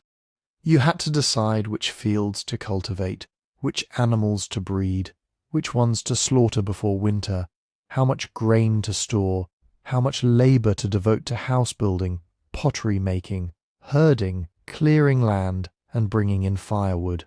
And at a small village, this system could be remarkably resilient. A few dozen households could cultivate land close by. Their animals could graze in surrounding meadows and woodland edges. If a field began producing less, people could shift to another patch. If local fuel became scarce, families could move their homes or establish a new hamlet closer to woodland. The landscape had room to absorb their needs. But now scale that system up. Not to 50 people, not to 200, to a settlement that may have contained thousands. Suddenly, every household needs grain. Every winter, every family needs fuel. Every house needs timber, clay, thatch, and repairs. Every cooking fire consumes wood. Every pottery vessel requires fuel to fire it. Every herd needs pasture, water, and protection. Every field must be reached on foot, worked by hand tools or animal traction, harvested, carried back, processed, and stored. The megasites may not have been cities in the modern sense. They did not have supermarkets, tax collectors, paved roads, or grain ships arriving from distant provinces. But their basic problem was one every city has faced since the beginning of urban life. How do you keep feeding everyone? Imagine the fields around a giant settlement in late summer, wheat and barley standing ready for harvest, families cutting stalks, binding sheaves, carrying them back toward the houses. Grain then has to be threshed, winnowed, ground, cooked, and stored safely through winter. A household can manage that for itself, but a community of thousands needs an enormous annual movement of food and materials. And distance changes everything. The closest fertile fields are the easiest to cultivate. They are also the first to be used repeatedly. Over time, farmers may need to move outward, walking farther each morning and carrying harvests farther home. That is not impossible. Traditional farming societies all over the world have worked distant fields. But it is costly.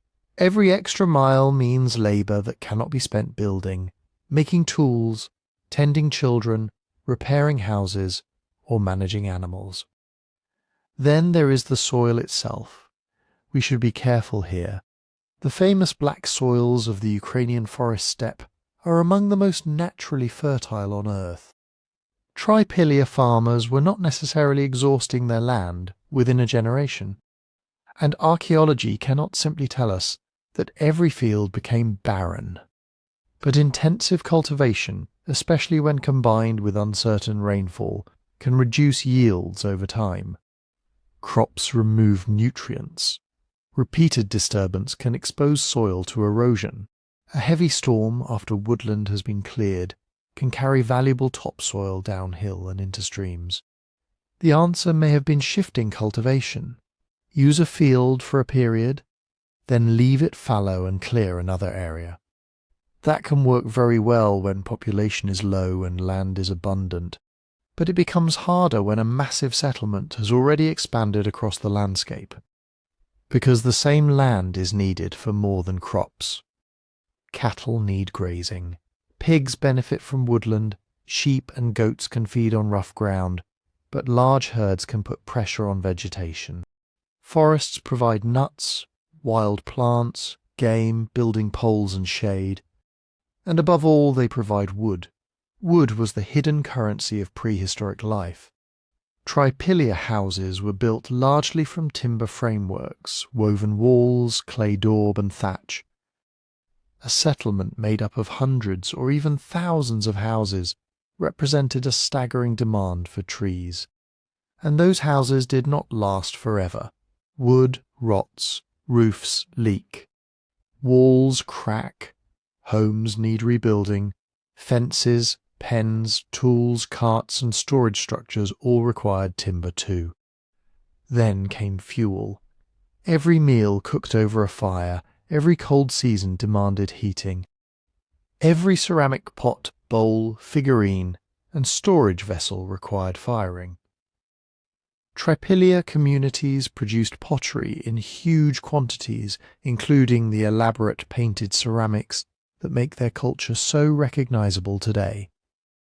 That achievement depended on clay, skill, and firewood, and burning houses, whether accidental, ritual, practical, or some combination of all three, would have involved still more fuel. A forest can recover, but not instantly. If the nearest woodland was repeatedly cut for construction and fuel, people had to walk farther. Hauling wood is exhausting work. A single bundle is manageable. Supplying an entire giant settlement year after year is another matter entirely. This does not prove that the megasites stripped their surroundings bare. The evidence is uneven, and ancient landscapes were mosaics of woodland, grassland, cultivated plots, and river valleys. Some communities may have managed resources carefully. Some may have drawn food, animals, or timber from satellite settlements beyond the central site. The megasites may even have been occupied seasonally, intermittently, or by populations smaller than the most dramatic estimates suggest. But even the lower estimates leave the same question. Could these places remain economically practical for long? Maybe the answer for a while was yes. A powerful social network could coordinate labour. Households could share work. Smaller nearby communities could supply grain, livestock, or raw materials.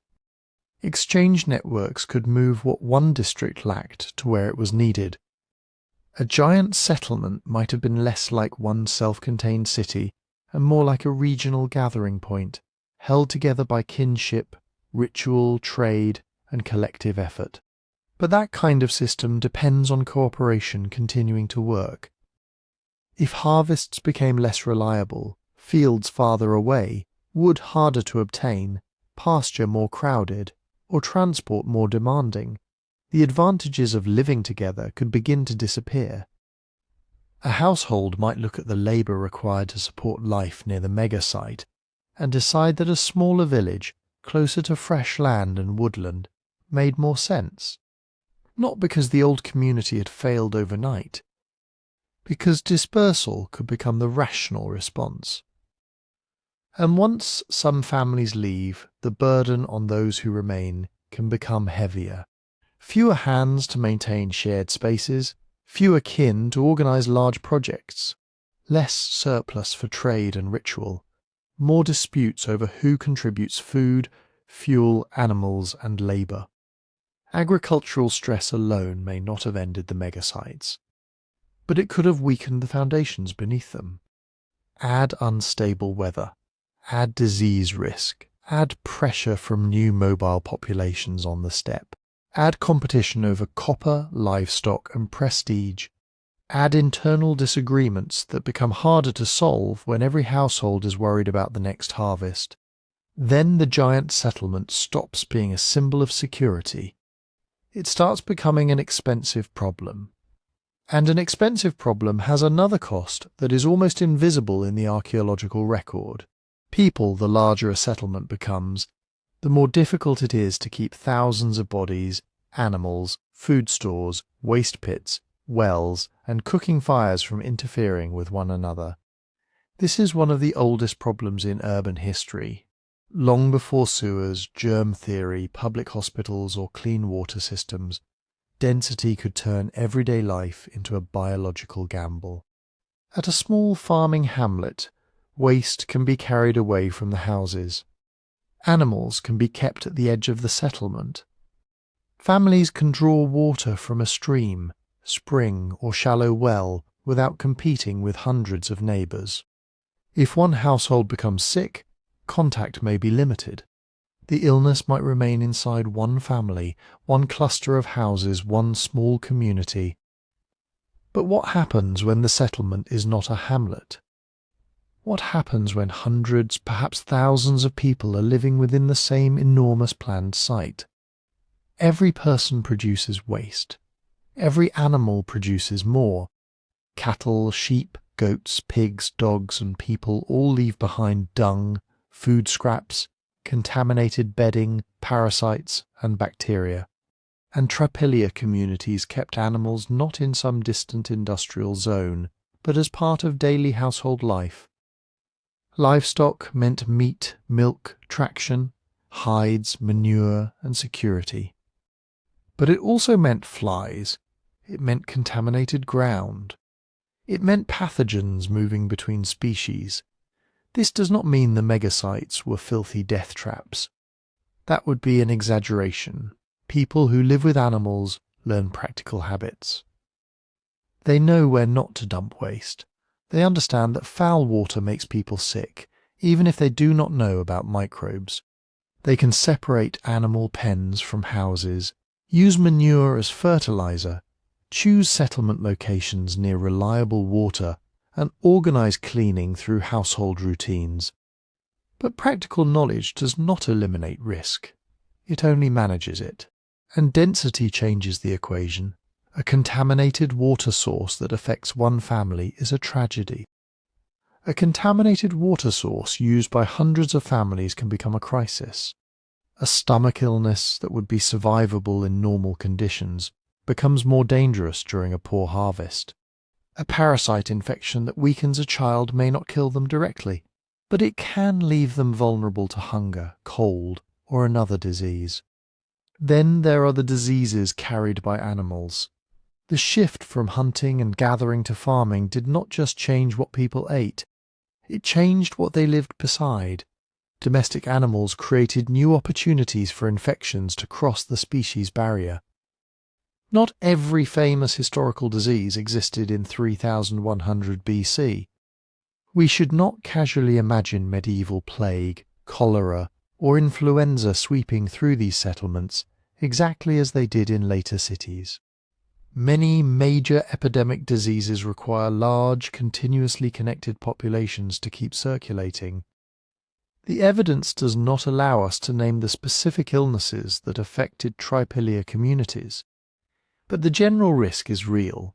More people, more animals, more close contact, more opportunities for parasites, respiratory infections, diarrheal disease, and zoonotic infections to spread. And perhaps the most dangerous part is that we may never know when it happened. Archaeologists can identify burned houses because fire leaves dramatic traces. Reddened clay, collapsed daub, charred beams, burned pottery and ash. Disease is different. An epidemic can sweep through a community and leave almost nothing visible. If bodies were buried, some infections may leave marks on bone. Tuberculosis can sometimes do that. Leprosy can. Severe anemia, chronic infections, and certain nutritional stresses can leave clues too. But most diseases kill through soft tissue. Fever, dehydration, respiratory failure, diarrhea, sepsis. Bone often records none of it, and at these megasites, the problem is even harder. Human remains are relatively limited. Burial practices were varied and incompletely understood. Some bodies may have been placed beyond the settlements. Some may not have survived in recoverable condition. And if houses were deliberately burned, any organic traces inside them were exposed to heat, collapse, weather, and thousands of years of decay. So when people say disease destroyed the megasites, they are moving beyond the evidence. Could disease have contributed? Absolutely. Can we point to one grave, one skeleton, one pathogen genome and say, this was the epidemic that emptied Maidanetske or Taljanky? No, not at present. But there is another possibility that makes the giant settlements more interesting, not less. Maybe they were never meant to hold the same population permanently. Think about what these places might have been. Not modern cities packed full year-round. Not necessarily. They may have been regional centres where communities gathered periodically for exchange, ceremonies, marriages, feasts, collective building projects, and political decisions. Some households may have lived there continuously.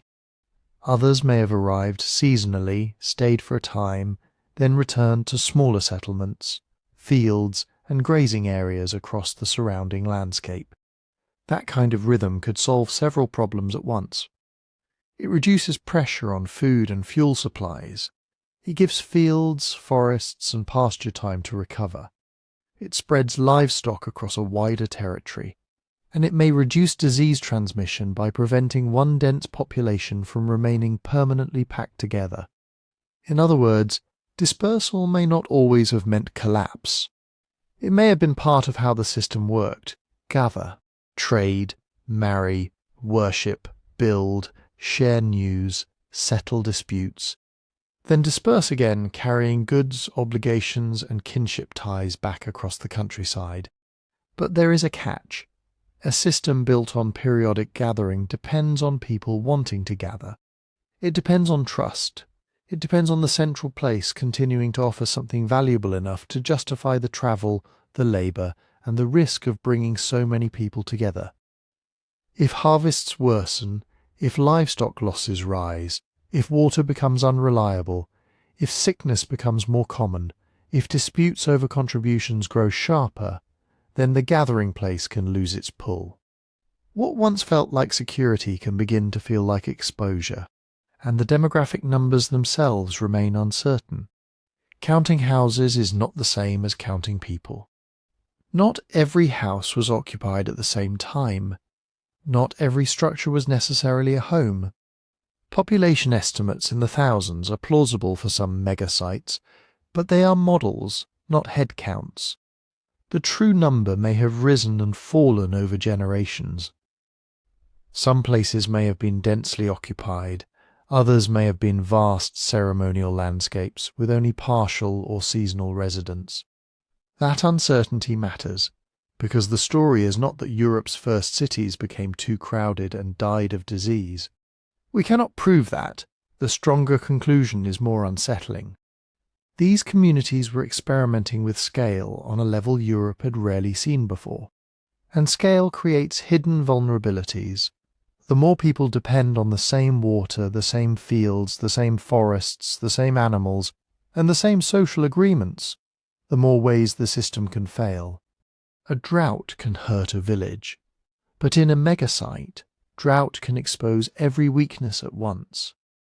And beyond those fields, beyond the forest edge, beyond the rivers that tied the farming settlements together, another world was changing too. The Pontic-Caspian steppe. This was the vast grassland zone stretching north of the Black Sea and east toward the Caspian. To a farmer living in a Trypillia settlement, it may have seemed almost endless. Open sky, rolling grass, few forests, long distances between reliable water sources, a landscape poorly suited to the dense, field-based way of life that had produced Europe's giant settlements. But it was perfectly suited to something else: herding. Steppe communities lived with cattle, sheep, goats, and increasingly horses. Their wealth was not concentrated in permanent fields surrounding a massive settlement. It moved, it walked, it grazed. A family could shift camp when pasture was exhausted, follow seasonal water, move animals away from drought-stricken ground, and spread risk across a much wider territory. That mobility mattered. A farming community commits itself to place. Fields need tending, houses need rebuilding, grain stores, pottery, ovens, fences, and ritual spaces all tie people to the same patch of land year after year. If the soil weakens or the rains fail, abandoning that investment is painful, sometimes impossible. Pastoralists had investments too. Animals can die, herds can be stolen, winter can be catastrophic. Drought can turn grassland into dust. Mobile life was not easy life. But it offered options. If one valley failed, you could move to another. If local pasture was gone, your herd could travel. If a community needed to maintain ties across hundreds of kilometers, movement was not an emergency. It was normal, and by the late 4th millennium BC, the steppe was becoming more connected than ever. This is the world associated with communities archaeologists call Sredny Stog, Kvalinsk, and later Yamnaya. These were not one unified nation. They did not share a single king, a single army, or a single plan for Europe. They were many communities spread across a huge landscape, changing over centuries. But they shared elements of a pastoral economy and a mobile social world built around livestock, seasonal movement, exchange, and kinship networks extending far beyond any one settlement. Then came a technology that changed the meaning of distance. The wagon. Wheeled vehicles appear in Europe and Western Eurasia during the 4th millennium BC. Exactly where every innovation began is still debated. What matters is what wagons made possible. They could move heavy loads that no human could comfortably carry. Food supplies, tent coverings, tools, children, the elderly, wooden structures, valuable goods, and perhaps most importantly, they could help turn a household into something transportable. You did not have to choose between staying in one place forever and abandoning everything you owned. You could take much of your world with you. Now add horses. Horses were present on the steppe long before they became the symbols of warfare and conquest they would be in later ages. People hunted them, managed them, and eventually developed closer relationships with them. But we need to be careful here. The evidence for widespread horseback riding around 3100 BC is still debated. Some human skeletons from the steppe show changes that may be consistent with riding, but those clues are not a simple photograph of the past. And a horse used occasionally for riding is not the same thing as cavalry. Still, whether pulling, carrying, guiding herds, or serving as high-status animals, horses expanded the practical reach of steppe life. Wagons and herds created a different kind of power. Not the power of walls, granaries, and permanent buildings. The power to appear somewhere new.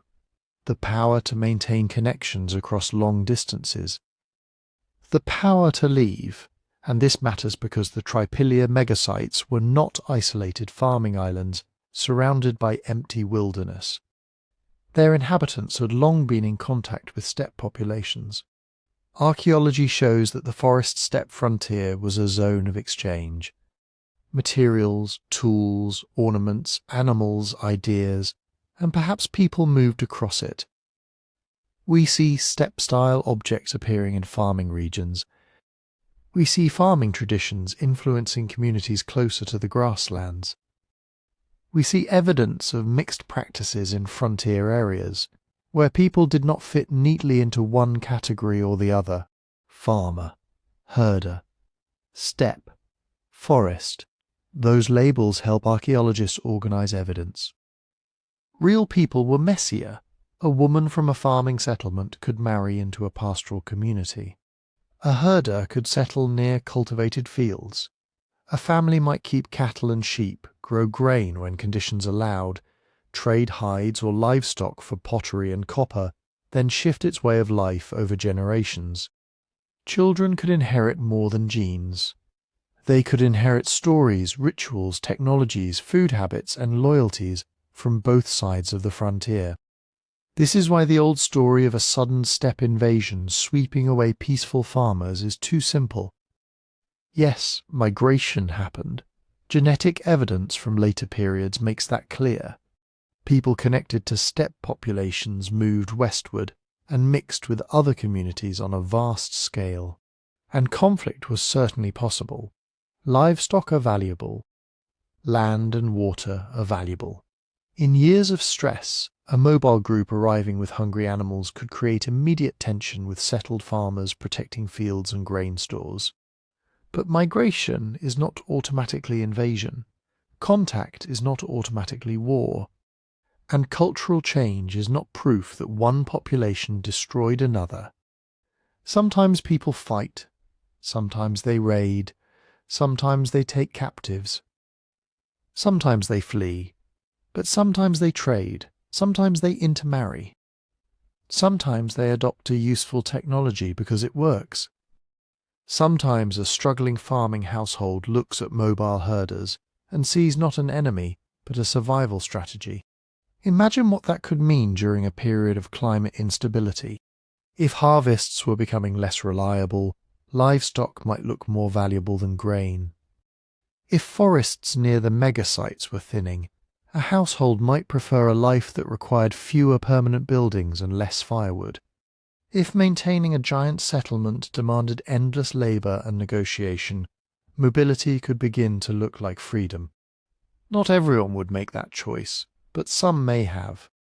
And once enough people start leaving, the logic of the megasite changes. A great gathering place depends on households contributing labour, food, animals and trust. It depends on people believing that staying connected to the centre is worth the cost. A mobile frontier offered another possibility, not necessarily a conquering army coming over the horizon. Something more gradual, more difficult to see. New marriage partners, new trade routes, new forms of prestige, new ways to measure wealth, new ways to survive when the old system starts to strain. The steppe did not need to burn every settlement to transform the world around it. It only needed to offer an alternative, and one of the most important alternatives was shining in metal, copper. Today, copper seems ordinary. It runs through the walls of our houses. It sits inside our phones, cars, wires, pipes and power stations. But around 3100 BC, copper was rare, difficult to obtain, and almost magical. A stone axe can be made from material gathered near almost any riverbed. Clay for pottery may lie beneath your feet. Wood grows in the forest. But copper comes from specific places. You need access to ore deposits. You need miners willing to dig it out. You need people who know how to crush the rock, heat it, separate metal from stone, and cast or hammer it into useful shapes. That means every copper object carried a story. Where did it come from? Who brought it here? What did they receive in return? Who had the right to wear it, use it, or give it away? For the communities of Copper Age Eastern Europe, metal was not simply a tool material. In many cases, stone still did much of the everyday work. Flint could be sharper than early copper. Bone, antler, wood and stone remained essential. A copper axe was not necessarily better for chopping down a forest than a well-made stone one. But it was different. It was bright. It was strange. It could be melted and reshaped. It came from distant mountains and specialized knowledge. And because it was difficult to acquire, it could become a powerful symbol of status. The giant Trypillia settlements were connected to long-distance exchange networks reaching across the forest steppe toward the Carpathians, the Balkans, the Black Sea region and beyond. Copper objects, exotic stones, shells, fine flint, pigments, ornaments, and distinctive pottery styles moved through these networks. Not always in huge quantities, not always directly from producer to consumer. A piece of metal might pass through many hands, travelling village by village, marriage by marriage, gift by gift. And every exchange created a relationship. This is easy to underestimate, because modern economies make trade feel anonymous. You buy something, you tap a card, the object appears. No alliance is created, no obligation lasts for generations. But in small-scale prehistoric societies, valuable goods could bind people together. A copper ornament given at a marriage might connect two households. A rare axe presented at a feast could confirm an alliance.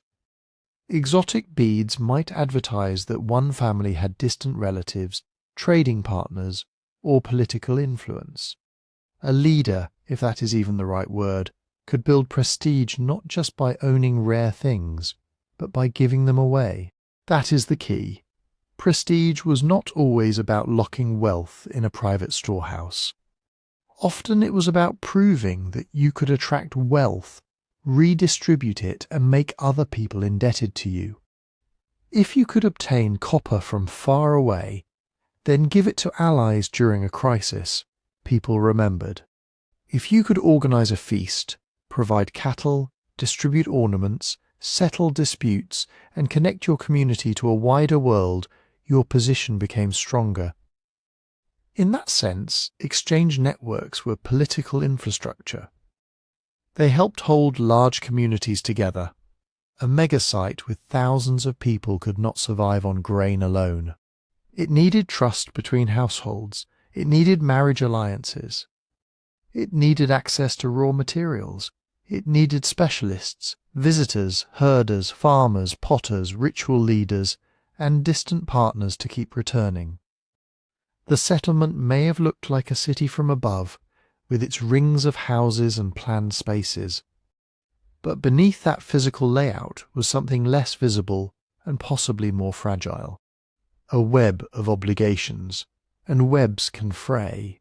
Imagine what happens if a copper route becomes less reliable. Perhaps a mining area changes hands. Perhaps the communities along a river corridor face drought, disease, or conflict. Perhaps mobile pastoral groups begin redirecting trade toward other partners. Perhaps the old prestige goods no longer matter as much as cattle, wagons, horses, or access to pasture. The effect would not need to be dramatic at first. A household fails to receive the materials it expected. A marriage alliance weakens. A local leader can no longer distribute gifts. A distant community that once came for seasonal gatherings stops coming. A family decides that it is safer to invest in livestock than in obligations tied to a giant settlement. One broken connection is manageable. 10 broken connections can change the entire political landscape. And this is where the changing steppe frontier becomes especially important. Mobile communities did not have to conquer farming settlements in order to reshape regional power. If they controlled herds, transport, distant routes, and access to new partners, they could become increasingly important to everyone around them. Wealth might begin to move away from the old centres. Not all at once, not everywhere, but enough to alter who had influence. A large settlement built around farming, communal labour, and old exchange relationships could find itself competing with a different model of success. One based less on permanent houses and more on animals, less on fixed fields and more on mobility, less on a central gathering place and more on connections stretched across open country. Copper may have been part of that transformation, but it was not the whole story. Archaeology rarely gives us a clean record of economic collapse. Perishable goods disappear. Leather, textiles, food, timber, rope, and livestock leave faint traces or none at all. A broken copper object may survive for 5,000 years. The social agreement that once gave it meaning does not. That creates a dangerous illusion. We find the metal, the beads, the imported stone. We can map the routes, but the most important part of the system may be invisible. Promises made between families, debts remembered across generations, marriages arranged to keep peace, gifts exchanged to secure help during bad years. When those relationships failed, the ground would not announce it. No layer of ash says the alliance is over. No abandoned house says the copper stopped arriving. But the consequences could still be enormous, because a megasite was never just a collection of houses. It was a machine for turning distant connections into local stability. And if those connections were weakening, then stability itself was becoming harder to maintain. And when stability becomes harder to maintain, another question immediately follows. Did people start fighting? It is the most dramatic explanation, and in some ways the easiest to imagine. Giant settlements, valuable copper, crowded households. Fields, herds, trade routes, prestige, territory, add a changing steppe frontier, and the picture almost writes itself. Armed outsiders arriving from the grasslands, attacking farming communities, setting their houses on fire, and wiping the map clean. But archaeology has to be more careful than that. A burned settlement is not automatically a battlefield, and a ditch is not automatically a fortress. Still, the possibility of violence cannot simply be dismissed. These communities did not live in some peaceful world outside human history. Copper Age Europe contained weapons. It contained fortified places. It contained injuries, rivalries, raids, and probably feuds that never made it into the archaeological record. The real question is not whether violence existed. Of course it did. The question is whether warfare was powerful enough, widespread enough, and coordinated enough to explain the end of the megasites. Start with the landscape itself. Many prehistoric settlements were surrounded by ditches, banks, palisades, or combinations of all three. At first glance, that sounds like clear evidence of defence. Dig a ditch around your community, pile the earth into a bank, put wooden posts on top, and you have created an obstacle. Anyone approaching has to slow down. They are exposed. They can be seen. A small group of defenders has an advantage. That is real. But structures like these can do more than defend. A ditch can mark the boundary between inside and outside. It can control where animals enter. It can channel visitors toward a formal entrance. It can keep wandering livestock away from gardens and houses. It can define a sacred or ceremonial space. It can even be part of a communal construction project, a visible statement that says, "This is our place. This is where our people belong." Think about a modern fence. Sometimes it is there to keep intruders out. Sometimes it is there to keep children in, animals contained, property defined, or neighbours politely separated. The structure alone does not tell you the full story. You need to ask how it was built, where it stood, whether it enclosed the whole settlement, whether it was maintained, and whether there are signs that anyone ever tried to break through it. At the Trypillia megasites, the evidence is complicated.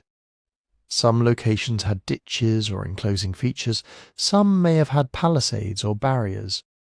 But the vast scale of settlements like Nebelivka, Maidanetske, and Taljanky creates a serious problem for the simple fortress theory.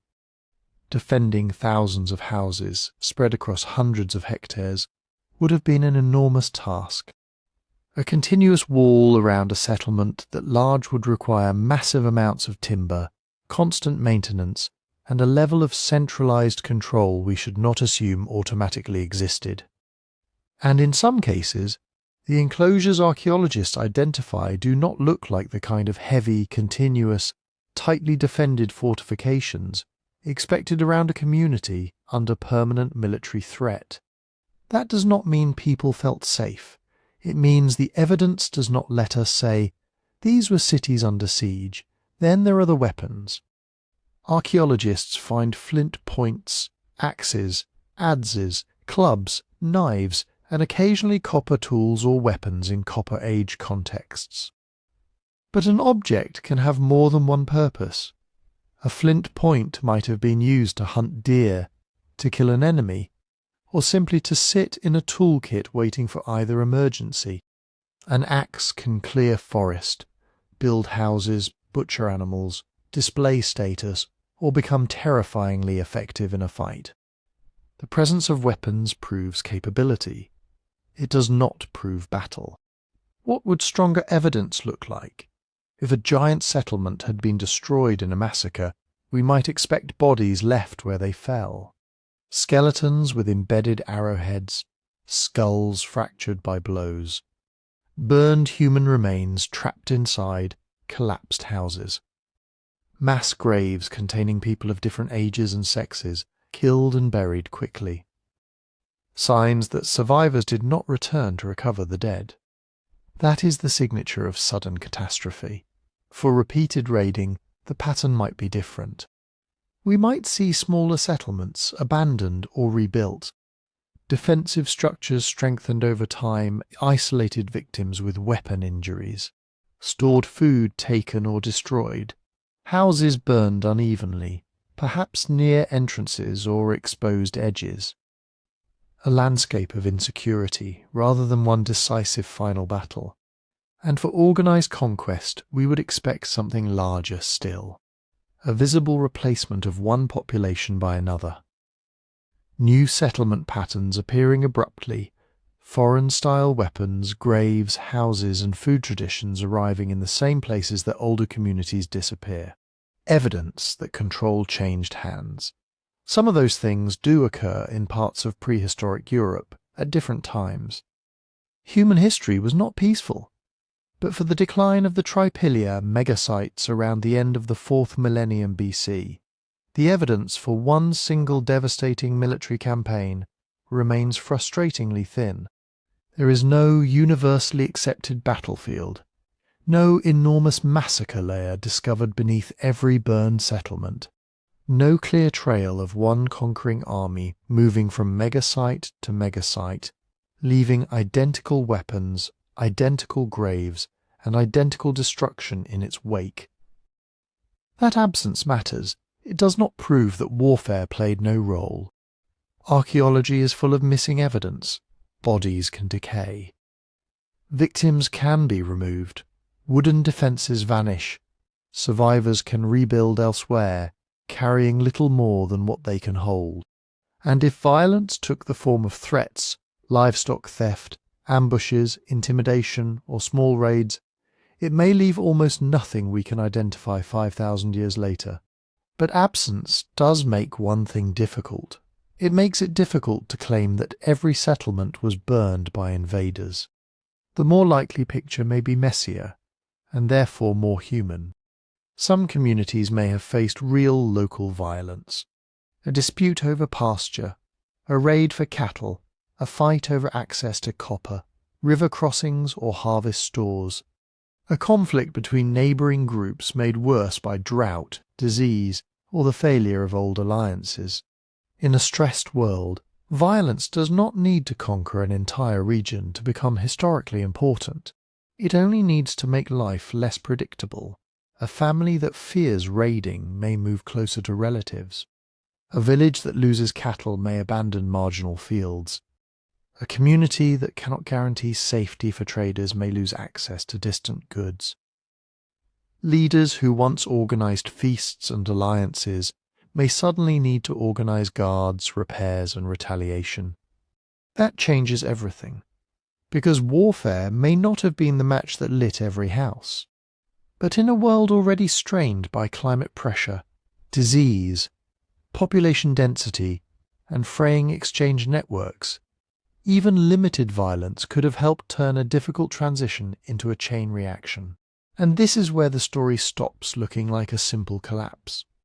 Because when the megasites disappeared, the people did not disappear with them. They changed. The immense planned settlements of the Trypillia world, places like Nebelivka, Maidanetske and Taljanky, were no longer being created on the same scale after the end of the 4th millennium BC. The great rings of houses, the vast open interiors, the dense networks of neighbourhoods and assembly spaces, all of it begins to fade from the archaeological record. For a long time that looked like failure, a civilization rises. Its settlements grow enormous. Then something goes wrong. The settlements burn, the population vanishes, and the whole experiment collapses. But that picture may be too simple. Think about what it took to make a megasite work in the first place. Hundreds, perhaps thousands of households had to coordinate farming, grazing, construction, fuel gathering, water access, marriages, trade, ritual, and conflict resolution. They needed timber in vast quantities. They needed fields capable of feeding large populations. They needed social systems strong enough to keep widely scattered families connected to a common place. That kind of organization can be powerful, but it can also be fragile. If rainfall becomes less reliable, if soils begin to lose fertility, if forests retreat farther from the settlement, if disease spreads more easily, if exchange routes become uncertain, or if neighbouring groups become more threatening, then the advantages of living together can begin turning into disadvantages. At that point, moving apart is not necessarily surrender.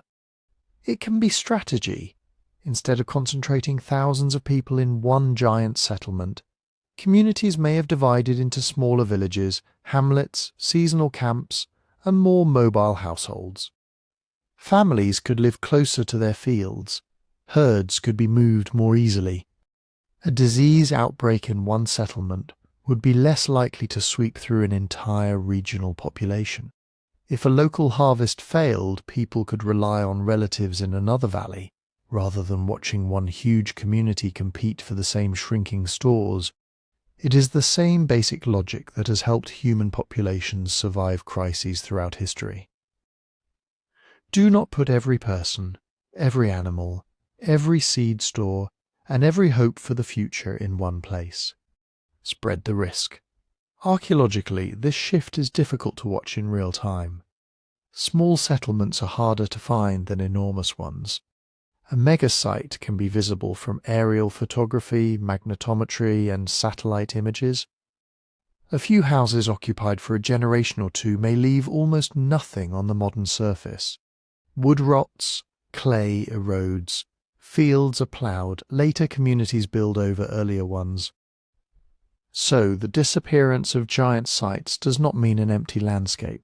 It may mean that life became less visible to us because it became more dispersed. And with dispersal came new ways of organizing identity. During the megasite period, a person may have belonged to a household, a neighborhood, a local lineage, and also to a settlement so large it functioned almost like a world of its own. The rings of houses created a shared geography. People could point to the center, to the outer circuit, to a gathering place, to the route where visitors entered. The settlement itself was a statement. We are many, we are connected, we belong here. Afterward, identity seems to have become increasingly regional. Pottery styles changed. Decorative traditions shifted from one area to another. House forms, settlement layouts, tools, ornaments, and exchange networks began to show stronger local variation. This does not mean that every change marks a new people arriving and replacing everyone who lived there before. Archaeologists used to explain cultural change that way far too easily.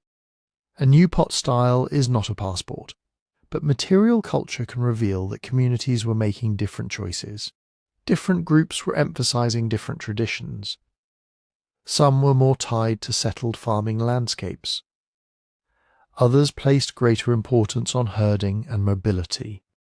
Some maintained older ceramic practices while adapting them into new regional forms. Others participated in networks extending toward the steppe, the Carpathians, the Balkans, or the forests farther north.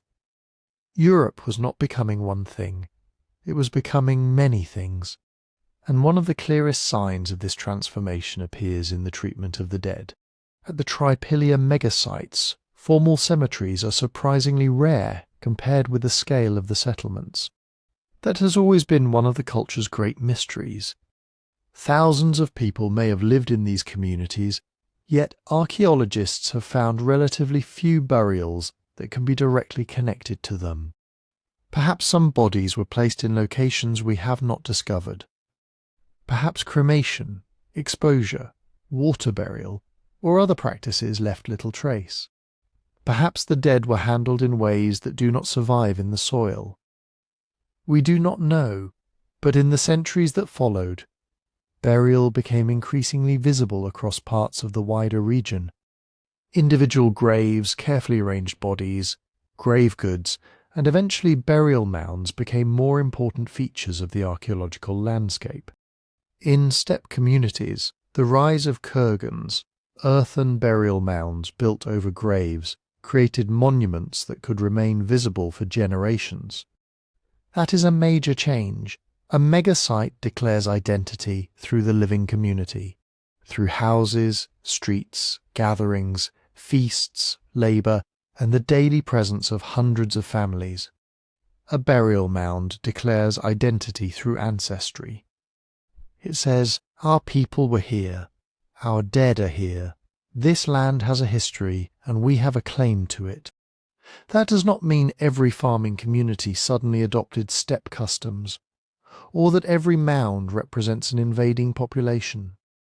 The reality was more complicated. People moved, ideas moved. Marriage partners moved, animals, copper, pottery, stories and ritual practices moved. Some communities probably adopted new customs without abandoning older ways of life. Others may have been newcomers.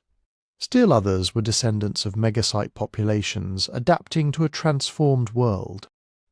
The genetic evidence from this broad era also points to mixture rather than a clean replacement. Different populations across Europe carried different ancestries, and over time they encountered, intermarried, and reshaped one another.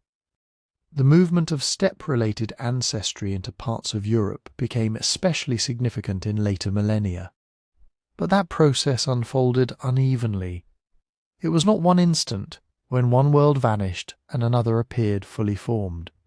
It was a long negotiation between farmers, herders, migrants, local communities, and landscapes under pressure. And some of the old world survived. Farming survived. Wheat, barley, pulses, cattle, sheep, goats and pigs remained central to life across much of southeastern and eastern Europe. Ceramic knowledge survived. So did woodworking, weaving, stone tool traditions, animal management, and the basic social importance of household life. Long-distance exchange did not end. Copper still mattered. Prestige still mattered. Kinship ties still connected communities, separated by long distances. Even the ability to organize large groups did not vanish. It changed form. The people of later prehistoric Europe would build new networks around herding routes, river corridors, mining districts, ritual monuments, burial grounds and trade connections. They would move metal across astonishing distances. They would develop more specialized craft production. They would create new hierarchies, new warrior identities, and new systems of power tied to cattle, land, weapons, and inherited status. This was not the Bronze Age yet, but the road toward it was opening. The end of the megasites helped create a Europe in which people were more regionally diverse, more mobile in some places, more connected through exchange in others, and increasingly shaped by the movement of goods, genes, and ideas across enormous distances. So perhaps the great settlements were not erased.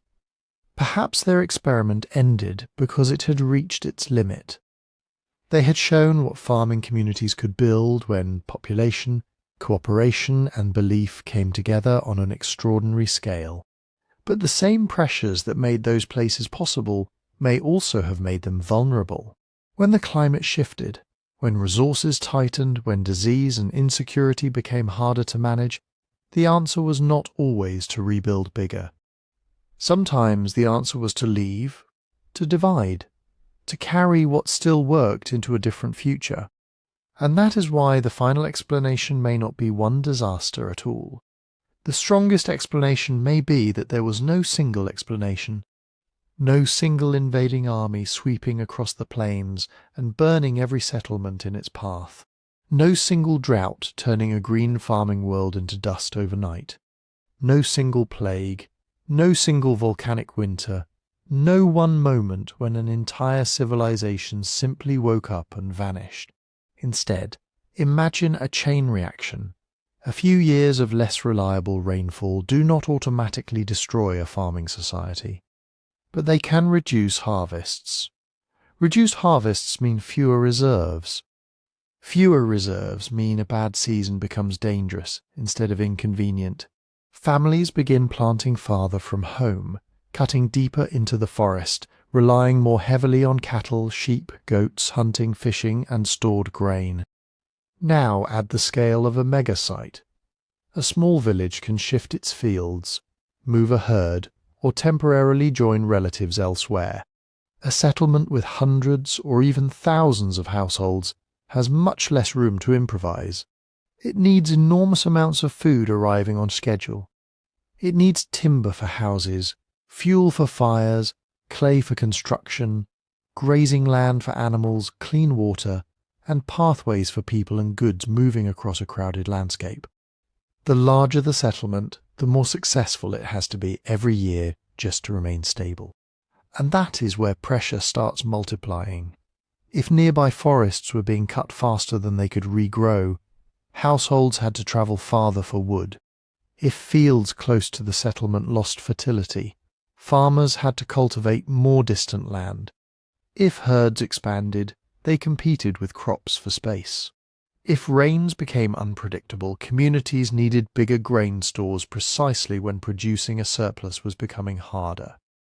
None of these problems has to be catastrophic by itself. Together, they can change everything. Then there is disease. We cannot dig up a 5,000-year-old epidemic and watch it move from house to house. Disease leaves frustratingly little direct evidence in prehistoric landscapes. But dense populations, close contact with animals, shared water sources, waste disposal problems, and frequent movement between households create conditions in which infections can spread more easily. That does not prove disease caused the end of the megasites. It means disease may have been one more risk built into a system already under strain. A bad harvest weakens people. Malnutrition makes illness more dangerous. Illness reduces the labour available for planting, herding, building and gathering fuel. That can lead to another poor harvest, and suddenly a temporary problem becomes a spiral. Now add mobility from the steppe frontier. The 4th millennium BC was not a world of sealed borders. Farmers, herders, hunters, traders and marriage partners had been moving through these regions for generations. But as pastoral economies became more important across the steppe, movement itself could become a source of pressure and opportunity. Herding communities could travel farther, use seasonal pasturelands and connect distant regions through animals, transport, exchange and kinship. Some encounters would have been peaceful: trade, intermarriage, shared rituals, borrowed technologies, and the exchange of animals or metals may have linked communities that lived very differently. But mobility can also create competition. When grazing land, river crossings, copper roots or fertile soil become more valuable, people have more to fight over. A community facing food stress may become less willing to welcome outsiders. A group moving with herds may be pushed into land already claimed by farmers. Small disputes can turn into raids. Raids can trigger retaliation. And even the fear of violence can make a large, exposed settlement feel like a dangerous place to stay. This is why conflict matters, even if the evidence for warfare is uneven. Archaeologists have not found a clear battlefield or a universal pattern of massacre that explains every megasite. There are signs of defense and insecurity in parts of the broader region, but not enough to say that war alone destroyed the Trypillia world. Yet warfare does not need to kill everyone to transform a society. It can interrupt trade. It can make travel risky. It can force people to guard animals rather than work fields. It can break trust between neighbouring communities. It can convince families that living in one enormous settlement is no longer protection. It is a target. And then there is copper. Copper was not just metal. It was prestige, connection, specialist knowledge, and access to distant places. The people who controlled exchange routes, raw materials, or the skills to transform ore into valuable objects could build influence. But prestige systems are fragile.